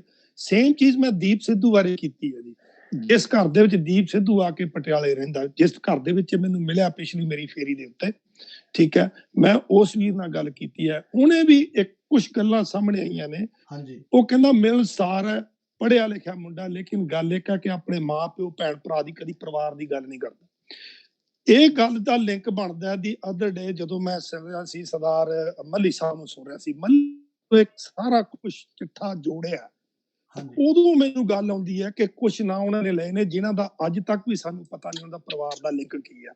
ਸੋ ਕਿਤੇ ਨਾ ਕਿਤੇ ਜਦੋਂ ਤੁਸੀਂ ਦੇਖੋ, ਮੈਂ ਇੱਕ ਓਪਨ ਚਿੱਠੀ ਆ, ਮੇਰੇ ਵੀਡੀਓ ਦੇਖ ਲਓ, ਮੈਂ ਜੋ ਮੇਰੇ ਢਿੱਡ ਚ ਹੁੰਦਾ ਮੇਰੀ ਜੀਭ ਤੇ ਹੁੰਦਾ, ਕਿਉਂਕਿ ਮੈਂ ਲੁਕਾਉਣਾ ਕੁਛ ਨਹੀਂ, ਤੇ ਜਦੋਂ ਮੈਂ ਕੁਛ ਲੁਕਾਉਂਗਾ ਤਾਂ ਮਤਲਬ something is wrong, something is wrong. So caucus, Sikh caucus ਨਾ ਤਾਂ ਤੁਸੀਂ ਸਿੱਖ ਵਰਤ ਰਹੇ ਹੋ, but why don't you come out and say ਕਿ ਐਮੀ ਬਹਿਰਾ ਕਰ ਕੀ ਰਿਹਾ ਬਈ, ਤੁਸੀਂ ਕੀ ਕਰ ਰਹੇ ਹੋ ਮੋਦੀ ਦੇ ਨਾਲ? ਸਾਰਾ ਇੰਡੀਅਨ ਕਿਸਾਨ ਮੋਰਚਾ, ਸਾਰਾ ਸਿੱਖ ਜਗਤ ਉਹਦੇ ਖਿਲਾਫ ਖੜਾ, ਤੁਸੀਂ ਆਪਣੀ ਪੋਜੀਸ਼ਨ ਕਲੀਅਰ ਨਹੀਂ ਕਰਦੇ। ਬਿਲਕੁਲ ਅੱਛਾ, ਹੁਣ ਇੱਕ ਚੀਜ਼ ਮੈਂ ਇੱਥੇ ਕੁਝ ਚੀਜ਼ਾਂ ਐਡ ਕਰਨੀਆਂ ਚਾਹੂੰਗਾ, ਕਿਉਂਕਿ ਮੈਨੂੰ ਲੱਗਦਾ ਕਿ ਸਾਨੂੰ ਇਹ ਗੱਲਾਂ ਦੱਸ ਦੇਣੀਆਂ ਚਾਹੀਦੀਆਂ ਨੇ ਪੰਜਾਬ ਦੇ ਵਿੱਚ ਵਿਚਰ ਰਹੀ ਜਾਂ ਚਲਾ ਰਹੇ ਜਿਹੜੇ ਕਿਸਾਨ ਨੇ ਉਹਨਾਂ ਆਗੂਆਂ ਨੂੰ ਵੀ, ਔਰ ਜਿਹੜੇ ਸਾਡੇ ਐਕਟਿਵਿਸਟ ਨੇ ਜਿਹੜੇ ਕਿ ਕਿਸਾਨ ਮੋਰਚਾ ਵਿੱਚ ਆਪਣੀ ਹਾਜ਼ਰੀ ਲਵਾ ਰਹੇ ਨੇ ਉਹਨਾਂ ਬਾਰੇ ਵੀ। ਐਮੀ ਬਹਿਰਾ ਜਿਹੜਾ ਕਿ ਸਿੱਖ ਕਾਕਸ ਦਾ ਬੇਸਿਕਲੀ ਫਾਊਂਡਰ ਮੈਂਬਰ ਆ ਤੇ ਮੋਦੀ ਕਾਕਸ ਦਾ ਉਹ ਕੋ-ਚੇਅਰ ਆ, ਉਹ ਅਮਰੀਕਾ ਦੀ ਸਾਊਥ ਏਸ਼ੀਆ ਦੀ ਜਿਹੜੀ ਫੋਰਨ ਅਫੇਅਰਸ ਕਮੇਟੀ ਆ ਉਸ ਦਾ ਹੈੱਡ ਬਣ ਚੁੱਕਿਆ। ਸੋ ਕਿਸਾਨ ਇਸ਼ੂ ਦੇ ਉੱਤੇ ਅਮਰੀਕਨ ਪਾਲਿਸੀ ਜਿਹੜੀ ਆ ਉਹ ਬੰਦਾ ਡਿਸਾਈਡ ਕਰੂਗਾ। ਇਹ ਉਹ ਬੰਦਾ ਜਿਸ ਨੇ ਤਿੰਨੇ ਕਾਲੇ ਕਾਨੂੰਨਾਂ ਨੂੰ ਸਹੀ ਠਹਿਰਾਇਆ, ਉਸ ਦੇ ਆਪਣੇ ਬਿਆਨ ਨੇ ਔਨ ਰੈਕਡ ਕਿ ਇਹ ਕਾਨੂੰਨ ਜਿਹੜੇ ਮੋਦੀ ਨੇ ਬਣਾਏ ਨੇ ਇਹ ਬਿਲਕੁਲ ਵਾਜਬ ਨੇ ਔਰ ਬਿਲਕੁਲ ਸਹੀ ਨੇ। ਇਹ ਉਹੀ ਬੰਦਾ ਐਮੀ ਬਹਿਰਾ ਜਿਸ ਨੇ ਸਿੱਖ ਜੈਨੋਸਾਈਡ ਜਿਹੜਾ 1984 ਚ ਹੋਇਆ ਸੀ ਉਸ ਨੂੰ ਜੈਨੋਸਾਈਡ ਮੰਨਣ ਤੋਂ ਇਨਕਾਰ ਕੀਤਾ ਸੀ, ਉਸ ਨੂੰ ਕਿਹਾ ਸੀ ਕਿ ਇਹ ਕੋਈ ਜੈਨੋਸਾਈਡ ਨਹੀਂ ਹੈਗਾ। ਸੋ ਮੋਦੀ ਨੂੰ ਤੁਹਾਨੂੰ ਪਤਾ, ਆਪਾਂ ਸਾਰੇ ਜਾਣਦੇ ਹਾਂ ਕਿ ਅਮਰੀਕਾ ਨੇ ਗੁਜਰਾਤ ਦੇ ਵਿੱਚ ਦੰਗੇ ਜਿਹੜੇ ਹੋਏ ਸੀਗੇ ਮੋਦੀ ਦੀ ਸਰਕਾਰ ਨੇ ਕਰਵਾਏ ਸੀ, ਮੋਦੀ ਉਹਦੇ ਵਾਸਤੇ ਜ਼ਿੰਮੇਵਾਰ ਮੰਨਿਆ ਜਾਂਦਾ। ਉਹਦੇ ਕਰਕੇ ਅਮਰੀਕਾ ਦੇ ਵਿੱਚ ਉਹਦੇ ਉੱਤੇ ਬੈਨ ਲੱਗਿਆ ਹੋਇਆ ਸੀ, ਉਸ ਨੂੰ ਅਮਰੀਕਾ ਦਾ ਵੀਜ਼ਾ ਨਹੀਂ ਸੀ ਮਿਲਦਾ। ਉਸ ਵੀਜ਼ੇ ਨੂੰ ਇਨ ਸਟੇਟ ਜਿਹੜਾ ਹੈ ਉਹ ਐਮੀ ਬਹਿਰੇ ਨੇ ਕਰਵਾਇਆ। ਔਰ ਸਿੱਖ ਕਾਕਸ ਜਿਹੜੀ ਆ ਇਸ ਨੇ ਐਮੀ ਬਹਿਰਾ ਇਸ ਵਾਰੀ ਜਿੱਤਦਾ ਨਹੀਂ ਸੀ, ਐਮੀ ਬਹਿਰੇ ਨੂੰ ਜਿਤਾਉਣ ਵਿੱਚ ਸਿੱਖ ਕਾਕਸ ਦਾ ਹੱਥ ਆ। ਜੇ ਉਸ ਨੂੰ 1500 ਵੋਟ ਜਾਂ ਸ਼ਾਇਦ 2000 ਵੋਟ ਤੇ ਉਹ ਜਿੱਤਿਆ ਹੈਗਾ, ਉਹ ਵੋਟ ਜ਼ਿਆਦਾਤਰ ਆਪਣੇ ਸਿੱਖਾਂ ਤੋਂ ਪਵਾਈ ਗਈ, ਪੰਜਾਬੀਆਂ ਤੋਂ ਪਵਾਈ ਗਈ। ਜੇ ਉਹ ਵੋਟ ਨਾ ਪਵਾਈ ਜਾਂਦੀ ਤਾਂ ਉਹ ਹਾਰ ਜਾਂਦਾ। ਅੱਜ ਉਹ ਇਸ ਲੈਵਲ ਤੇ ਬੈਠ ਗਿਆ ਜਾ ਕੇ ਕਿ ਉਹ ਸਾਡਾ ਫਿਊਚਰ ਤੈਅ ਕਰੂਗਾ। ਸੋ ਇਸ ਲੈਵਲ ਤੱਕ ਦੀਆਂ ਜਿਹੜੀਆਂ ਚੀਜ਼ਾਂ ਨੇ ਸਾਡਾ ਫਰਜ਼ ਬਣਦਾ ਦੱਸਣਾ। ਇਹ ਇਨਫੋਰਮੇਸ਼ਨ ਜਿਹੜੀ ਆ ਸਾਡੇ ਕਿਸਾਨ ਲੀਡਰ ਸਾਹਿਬਾਨ ਨੂੰ ਤੇ ਸਾਡੇ ਆਮ ਪੰਜਾਬੀ ਕਿਸਾਨ ਤੱਕ ਜਾਂ ਪੰਜਾਬ ਦੇ ਵਿੱਚ ਜਿਹੜੇ ਮੋਰਚਾ ਲਾ ਰਹੇ ਨੇ ਉਹਨਾਂ ਤੱਕ ਇਹ ਗੱਲ ਜਾਣੀ ਚਾਹੀਦੀ ਆ। ਸੋ ਮੈਂ ਚੱਠਾ ਸਾਹਿਬ ਤੱਕ ਆਉਣਾ ਚਾਹੂੰਗਾ। ਚੱਠਾ ਸਾਹਿਬ ਕੀ ਕਹਿਣਾ ਚਾਹੋਗੇ? ਬਿਲਕੁਲ ਜੀ, ਇਹ ਖਬਰ ਸਾਰੇ ਥਾਂ ਪਹੁੰਚਣੀ ਚਾਹੀਦੀ ਆ। ਮੈਂ ਇਸ ਗੱਲ ਨਾਲ ਬਿਲਕੁਲ ਸਹਿਮਤ ਆ ਕਿ ਐਮੀ ਬਹਿਰਾ ਨੂੰ ਜਿਤਾਉਣ ਵਾਲੇ ਕਿਹੜੇ ਲੋਕ ਆ ਉਹ ਵੀ ਲੋਕਾਂ ਦੇ ਸਾਹਮਣੇ ਆਉਣੇ ਚਾਹੀਦੇ ਆ, ਕਿਉਂਕਿ ਇਹ ਕੌਮ ਦਾ ਇੱਕ ਬਹੁਤ ਵੱਡਾ ਧੋਖਾ ਆ। ਤੇ ਦੂਸਰੀ ਗੱਲ ਇਹ ਆ ਕਿ ਜਿਹੜੇ ਕਿਸਾਨ ਲੀਡਰ ਆ ਨਾ, ਮੋਰਚਾ ਭਾਜੀ ਬਹੁਤ ਵੱਡਾ ਹੋ ਗਿਆ, ਉਹਨਾਂ ਨੇ ਕਦੀ ਇੱਥੋਂ ਤੱਕ ਮੇਰੇ ਖਿਆਲ ਕਿਆਸ ਰਾਈ ਕੀਤਾ ਨਹੀਂ ਸੀ। ਮੈਂ ਕਾਫੀ ਵੀਡੀਓ ਸੁਣੀਆਂ ਜਿਹੜੀਆਂ ਪਿਛਲੇ 20 ਦਿਨਾਂ ਦੀਆਂ, ਜਿਹੜੀਆਂ ਆਪਾਂ ਵਾਇਰਲੈਸ ਦੀ ਕਰਦੇ, ਕੁਛ ਹੱਦ ਤੱਕ ਉਹਨਾਂ ਦਾ ਵੀ ਹਿੱਸਾ ਹੈਗਾ ਇਸ ਗੱਲ ਦੇ ਵਿੱਚ ਕਿ ਲੋਕਾਂ ਨੂੰ ਭੜਕਾਇਆ। ਮੈਂ ਤੁਹਾਨੂੰ ਇਨਬਾਕਸ ਵਿੱਚ ਵੀਡੀਓ ਵੀ ਭੇਜੀ ਆ ਮੈਸੇਂਜਰ ਦੇ ਵਿੱਚ, ਤੁਸੀਂ ਸੁਣਿਓ। ਤੇ ਆਪਾਂ ਜੇ ਇੱਕ ਧਿਰ ਨੂੰ ਹੀ ਪੂਰਾ ਭਾਰ ਇੱਕ ਧਿਰ ਤੇ ਸੱਟ ਦਿੰਦੇ ਆ ਨਾ, ਦੂਜੀ ਧਿਰ ਨੂੰ ਬਰੀ ਕਰ ਦਿੰਦੇ, ਤੇ ਉਹਦਾ ਮਤਲਬ ਕਿਸੇ ਨੂੰ ਨਹੀਂ ਕਰ ਰਹੇ। ਹਾਂ, ਮੈਂ ਉਹੀ ਕਹਿ ਰਿਹਾ ਵੀ ਉਹਦਾ ਫਿਰ ਆਪਾਂ ਦੂਜੀ ਧਿਰ ਨੂੰ ਖੁੱਲ੍ਹ ਦੇ ਦਿੰਦੇ ਆ। ਸਾਨੂੰ ਸਵਾਲ ਜਿਹੜੀ ਚੀਜ਼ ਨੇ ਲੀਡ ਕੀਤਾ, ਮਤਲਬ ਬੇਸ਼ੱਕ ਕਿਸਾਨਾਂ ਦੇ ਆਗੂਆਂ ਵੱਲੋਂ ਵੀ ਬਿਆਨ ਆਏ ਨੇ, ਜੋਗਿੰਦਰ ਯਾਦਵ ਵੱਲੋਂ ਵੀ ਆਇਆ। ਜੋਗਿੰਦਰ ਯਾਦਵ ਵੈਸੇ ਹੀ ਕੰਟਰੋਵਰਸੀਅਲ ਬੰਦਾ, ਮੇਰੇ ਖਿਆਲ ਦੇ ਵਿੱਚ ਤਾਂ ਉਹ ਮੋਰਚੇ ਦੇ ਵਿੱਚ ਹੋਣਾ ਨਹੀਂ ਚਾਹੀਦਾ, ਪਰ ਅਲੱਗ ਇਸ ਚੀਜ਼ ਨੂੰ ਅਲੱਗ ਰੱਖਦੇ ਹੋਏ ਜਦੋਂ ਫਾਈਨਲੀ ਬਾਕੀ ਕਿਸਾਨ ਜਿਹੜੇ ਸੀਗੇ, ਕਿਸਾਨ ਆਗੂ, ਕਿਸਾਨ ਜਥੇਬੰਦੀਆਂ ਟਰੈਕਟਰ ਮਾਰਚ ਉਹ ਕੱਢਣ ਲੱਗੇ ਨੇ, ਉਹ ਇੱਕ ਰਾਊਟ ਦੇ ਉੱਤੇ ਜਾ ਰਹੇ ਨੇ, ਤਾਂ ਦੂਜੇ ਬੰਦੇ ਜਿਹੜਿਆਂ ਨੇ ਲੀਡ ਲਈ ਆ ਇਸ ਪਾਸੇ ਨੂੰ ਜਾਣ ਦੀ, ਉਹ ਜ਼ਿਆਦਾ ਜ਼ਿੰਮੇਵਾਰ ਹੁੰਦੇ ਨੇ। ਸੋ ਈਵਨ ਜਿਹੜੇ ਸਾਡੇ ਸਾਡਾ ਯੂਥ ਆ ਥੋੜਾ ਜਿਹਾ ਅਗਰੈਸਿਵ ਆ, ਸਾਡੀ ਨੇਚਰ ਆ ਪੰਜਾਬੀਆਂ ਦੀ, ਅਸੀਂ ਟੂ ਅਗਰੈਸਿਵ ਚੱਲ ਜਾਂਦੇ ਆ। ਜਦੋਂ ਕੋਈ ਬੰਦਾ ਤੁਹਾਨੂੰ ਭੜਕਾ ਰਿਹਾ ਹੋਵੇ, ਜਦੋਂ ਬੰਦਾ ਤੁਹਾਨੂੰ ਤੁਹਾਡੇ ਮੁੱਦੇ ਤੋਂ ਦੂਜੇ ਪਾਸੇ ਲੈ ਕੇ ਜਾ ਰਿਹਾ ਹੋਵੇ, ਉਸ ਦੇ ਉੱਤੇ ਥੋੜਾ ਜਿਹਾ ਧਿਆਨ ਦੇ ਕੇ ਉਹ ਤੋਂ ਲਾਂਭੇ ਹੋਣ ਦੀ ਕੋਸ਼ਿਸ਼ ਕਰਨੀ ਚਾਹੀਦੀ ਆ। ਸੋ ਨਾਨਕ ਸਾਹਿਬ ਕੀ ਕਹਿਣਾ ਚਾਹੋਗੇ ਇਸ ਵਿਸ਼ੇ ਤੇ? ਵਿੱਚ ਹੁਣ ਜਿਹੜਾ ਆਪਾਂ ਅੱਜ ਦੀ ਸਿਚੁਏਸ਼ਨ ਦੇ ਹਿਸਾਬ ਨਾਲ ਜੋ ਆਪਾਂ ਦੱਸਣਾ ਚਾਹਾਂਗੇ ਕਿਸਾਨ ਆਗੂਆਂ ਨੂੰ, ਸਾਰਿਆਂ ਨੂੰ, ਕਿਸਾਨਾਂ ਨੂੰ ਜਿਹੜੇ ਉੱਥੇ ਐਜੀਟੇਸ਼ਨ ਕਰ ਰਹੇ ਜੀ, ਜਿਹੜਾ ਹੁਣ ਅੱਜ ਦੀ ਡੇਟ ਦੇ ਵਿੱਚ ਇੱਕ ਵਾਰੀ ਝਟਕਾ ਲੱਗਾ, ਫਿਰ ਐਜੀਟੇਸ਼ਨ ਹੁਣ ਦੁਬਾਰਾ ਰਿਕਵਰ ਕੀਤਾ। ਹਾਂਜੀ, ਹੁਣ ਜਿਹੜੇ ਫੋਰਸਿਸ ਆ ਜਿਹੜੀਆਂ ਕੰਮ ਕਰ ਰਹੀਆਂ ਸੀ ਪਹਿਲੋਂ ਢਾਹ ਲਾਉਣ ਲਈ, ਉਹਨਾਂ ਚੁੱਪ ਕਰਕੇ ਨਹੀਂ ਬਹਿਣਾ। ਉਹਨਾਂ ਆਲਰੇਡੀ ਕੰਮ ਸ਼ੁਰੂ ਕਰਤਾ। ਕੁਛ 2-3 ਪੁਆਇੰਟਸ ਉਹਨਾਂ ਨੇ ਜੋ ਸਾਡੇ ਦਿਮਾਗ ਵਿੱਚ ਵੀ ਆਏ, ਕੁਛ ਸੋਸ਼ਲ ਮੀਡੀਆ ਤੇ ਵੀ ਦੇਖੇ ਅਸੀਂ, ਕੁਛ ਕਮੈਂਟਸ ਤੇ ਦੇਖੇ। ਹਾਂਜੀ, ਇੱਕ ਤੇ ਜੀ ਸਰਕਾਰ ਨੇ ਇਸ ਸਿੱਖਾਂ ਨੇ ਮੂਵਮੈਂਟ ਸ਼ੁਰੂ ਕੀਤੀ, ਸਰਕਾਰ ਨੇ ਸਾਜ਼ਿਸ਼ ਕਰਕੇ ਸਿੱਖਾਂ ਨੂੰ ਵਰਤ ਕੇ ਹੁਣੇ ਸ਼ਿਫਟ ਕਰਾਤੀ ਯੂਪੀ 'ਚ। ਹਾਂਜੀ ਦੂਜੀ ਗੱਲ, ਹੁਣ ਟਕੈਤ ਨੇ ਕੀ ਕਰਨਾ, ਉਹਨੇ ਡੀਲ ਬਣਾਉਣ ਲਈ ਗਵਰਨਮੈਂਟ ਨੇ ਪੰਜਾਬ ਆਪਣਾ ਸੋਚੇ, ਪੰਜਾਬ ਨਾਲ ਧੋਖਾ ਹੀ ਹੋਣਾ ਹੈ, ਕਿਉਂਕਿ ਹੁਣ ਲੀਡਰਸ਼ਿਪ ਟਕੈਤ ਕੋ ਆ ਗਈ ਹੈ। ਇਹ ਜਿਹੜੀ ਆਪਣੀ ਲੀਡਰਸ਼ਿਪ ਦੇ ਅਗੇਂਸਟ ਬੇਵਿਸ਼ਵਾਸੀ ਜਿਹੜੀ ਪੈਦਾ ਕੀਤੀ ਜਾਂਦੀ ਹੈ, ਔਰ ਫਿਰ ਇਸੇ ਇੱਕ ਨੈਰੇਟਿਵ ਨੂੰ ਮਤਲਬ ਕੰਟੀਨਿਊਸਲੀ ਲਿਖ ਕੇ ਜਿਹੜਾ ਕਿ ਗਰੁੱਪ ਸਸਟੇਨ ਕਰਦਾ, ਉਹਦੇ ਚੋਂ ਪ੍ਰਭ ਸ਼ਰਨਦੀਪ ਸਿੰਘ ਆਕਸਫੋਰਡ ਵਾਲਾ, ਉਹਦਾ ਸੱਕਾ ਭਰਾ ਪ੍ਰਭ ਸ਼ਰਨਵੀਰ ਸਿੰਘ ਸਰੀ ਕੈਨੇਡਾ ਵਾਲਾ, ਗੰਗਵੀਰ ਰਠੌਰ ਜਿਹੜਾ ਇੰਡੀਆ 'ਚ ਬੈਠਾ ਉਹ, ਉਸ ਤੋਂ ਬਾਅਦ ਜਿਹੜੇ ਹੋਰ ਇਹਨਾਂ ਦੇ ਸਿੱਖ ਕਾਕਸ ਡਾਕਟਰ ਪ੍ਰਿਤਪਾਲ ਸਿੰਘ ਦੇ ਜੋ ਇਹਦੇ ਅੱਗੇ ਕਰਿੰਦੇ ਹੈਗੇ ਸਾਰਿਆਂ ਦੇ ਤੁਸੀਂ ਦੇਖੋ ਜਾ ਕੇ ਇੱਕੋ ਹੀ ਉਹਨਾਂ ਦਾ ਮੈਸੇਜ ਆਪਾਂ ਰੱਟਾ ਗੈਲੀ ਉਹੀ ਲਾਇਆ ਹੁੰਦਾ ਉਹਨਾਂ ਨੇ। ਆਪਾਂ ਨੂੰ ਉਹਦੇ ਕਾਊਂਟਰ ਲਈ ਜਿਹੜਾ ਆ, ਕਿਉਂਕਿ ਆਪਣੇ ਕੋਲ ਜਿਹੜੀ ਲੀਡਰਸ਼ਿਪ ਹੈਗੀ ਆਪਾਂ ਨੂੰ ਇਹਦੇ ਨਾਲ ਕੰਮ ਚਲਾਉਣਾ, ਤੇ ਜਿੰਨਾ ਚਿਰ ਆਪਣੇ ਕੋਲ ਆਲਟਰਨੇਟਿਵ ਲੀਡਰਸ਼ਿਪ ਨਹੀਂ ਹੈਗੀ, ਆਪਾਂ ਵਿਸ਼ਵਾਸ ਬਣਾ ਕੇ ਰੱਖਣਾ ਇਹਦੇ 'ਚ, ਇਹਨਾਂ ਦੀ ਗਲਤੀਆਂ ਵੀ ਇਹਨਾਂ ਨੂੰ ਦੱਸਣੀਆਂ, ਇਹਨਾਂ ਨੂੰ ਮੇਕ ਸ਼ੋਰ ਕਰਨਾ ਵੀ ਅੱਗੇ ਤੋਂ ਕੋਈ ਵੀ ਇਹ ਸਟੇਟਮੈਂਟ ਵੀ ਦਿੰਦੇ ਕੋਈ ਪ੍ਰੋਪਰ ਸਾਰੇ ਬੰਦੇ ਇੱਕ ਪੇਜ ਤੇ ਆ ਕੇ ਇੱਕ ਚੰਗੀ ਤਰ੍ਹਾਂ ਸਟੇਟਮੈਂਟ ਦੇਣ, ਬਿਨਾਂ ਪਲਾਨ ਕੀਤੇ ਸਟੇਟਮੈਂਟ ਦੇਣ, ਕਿਉਂਕਿ ਇਹਨਾਂ ਦੀਆਂ ਸਟੇਟਮੈਂਟਸ ਆਪਣੇ ਖਿਲਾਫ ਵਰਤੀਆਂ ਜਾਣਗੀਆਂ ਅੱਗੇ ਤੋਂ, ਜਿਹੜੀਆਂ ਕਿ ਸਾਡੀ ਜਿਹੜੀ ਕਾਊਂਟਰ ਫੋਰਸਸ ਹੈ। ਇਹਨਾਂ ਨੂੰ ਚਾਹੀਦਾ ਹੈ ਕਿ ਇਹ ਇੱਕ ਪ੍ਰੈਸ ਕਮੇਟੀ ਬਣਾ ਲੈਣ, ਜਿਹੜੀ ਕਿ ਮੀਡੀਆ ਨੂੰ ਉਹ ਕਮੇਟੀ ਜਾ ਕੇ ਸੰਬੋਧਨ ਕਰੇ, ਇਹ ਆਪ ਬਿਆਨ ਨਾ ਹੀ ਦੇਣ ਜੀ, ਕਿਉਂਕਿ ਮੀਡੀਆ ਦੇ ਵਿੱਚ ਬੜੇ ਚਲਾਕ, ਬੜੇ ਸ਼ਾਤਰ ਲੋਕ ਨੇ। ਮੀਡੀਆ ਕੁਝ ਵੀ ਨਹੀਂ ਹੁੰਦਾ, ਮੀਡੀਆ ਨੂੰ ਪਿੱਛੋਂ ਅਸਲ ਦੇ ਵਿੱਚ ਏਜੰਸੀਆਂ ਚਲਾ ਰਹੀਆਂ ਹੁੰਦੀਆਂ ਨੇ। ਜਿਹੜੇ ਰਿਪੋਰਟਰ ਬਣ ਕੇ ਜਾਂਦੇ ਨੇ ਉੱਥੇ, ਉਹ ਵੀ ਏਜੰਸੀਆਂ ਨਾਲ ਕਿਸੇ ਨਾ ਕਿਸੇ ਢੰਗ ਨਾਲ ਤਾਲੁਕ ਰੱਖਦੇ ਹੁੰਦੇ ਨੇ। ਉਹ ਇੰਨੇ ਕੁ ਟ੍ਰੇਨਡ ਹੁੰਦੇ ਨੇ ਕਿ ਉਹ ਤੁਹਾਡੇ ਮੂੰਹ ਦੇ ਵਿੱਚ ਆਪਣੇ ਸ਼ਬਦ ਪਾ ਦਿੰਦੇ ਨੇ। ਔਰ ਕਿਸਾਨ ਵੈਸੇ ਹੀ ਬੜਾ ਇਨੋਸੈਂਟ ਹੁੰਦਾ, ਉਹ ਇੰਨਾ ਚਲਾਕ ਨਹੀਂ ਹੁੰਦਾ, ਉਹ ਕਈ ਵਾਰੀ ਇਹ ਗੱਲਾਂ ਕਹਿ ਜਾਂਦੇ ਨੇ। ਸੋ ਉਹਨਾਂ ਦਾ ਵੀ ਫਰਜ਼ ਹੁੰਦਾ ਕਿ ਉਹ ਆਮ ਹਰੇਕ ਕਿਸਾਨ ਆਗੂ ਜਿਹੜਾ ਹੈਗਾ, ਉਹ ਡਾਇਰੈਕਟ ਪ੍ਰੈਸ ਦੇ ਨਾਲ ਸੰਬੋਧਨ ਨਾ ਹੋਵੇ, ਡਾਇਰੈਕਟ ਪ੍ਰੈਸ ਦੇ ਨਾਲ ਨਾ ਜਾਵੇ। ਇੱਕ ਕਮੇਟੀ ਬਣਾ ਲਓ ਜਿਹੜੀ ਪ੍ਰੈਸ ਨੂੰ ਸਟੇਟਮੈਂਟ ਦਊਗੀ ਜਾਂ ਪ੍ਰੈਸ ਨੂੰ ਪ੍ਰੈਸ ਰਿਲੀਜ਼ ਇਸ਼ੂ ਕਰੂਗੀ। ਬੇਸ਼ੱਕ ਉਹ ਕਿਸਾਨ ਆਪ ਸਾਰੇ ਇੱਕ ਜਗ੍ਹਾ ਤੇ ਬੈਠ ਕੇ ਉਸ ਨੂੰ ਪਹਿਲਾਂ ਡਿਸਕਸ ਕਰ ਲੈਣ, ਫਿਰ ਹੀ ਉਹ ਪ੍ਰੈਸ ਰਿਲੀਜ਼ ਬਣਾਈ ਜਾਵੇ ਜਾਂ ਪ੍ਰੈਸ ਨੂੰ ਸੰਬੋਧਨ ਹੋਇਆ ਜਾਵੇ। ਕੁਝ ਚੰਗੇ ਜਿਹੜੇ ਕਿ ਵਧੀਆ ਬੋਲ ਸਕਦੇ ਲੋਕ ਨੇ, ਉਹਨਾਂ ਨੂੰ ਮੂਹਰੇ ਰੱਖਿਆ ਜਾਵੇ।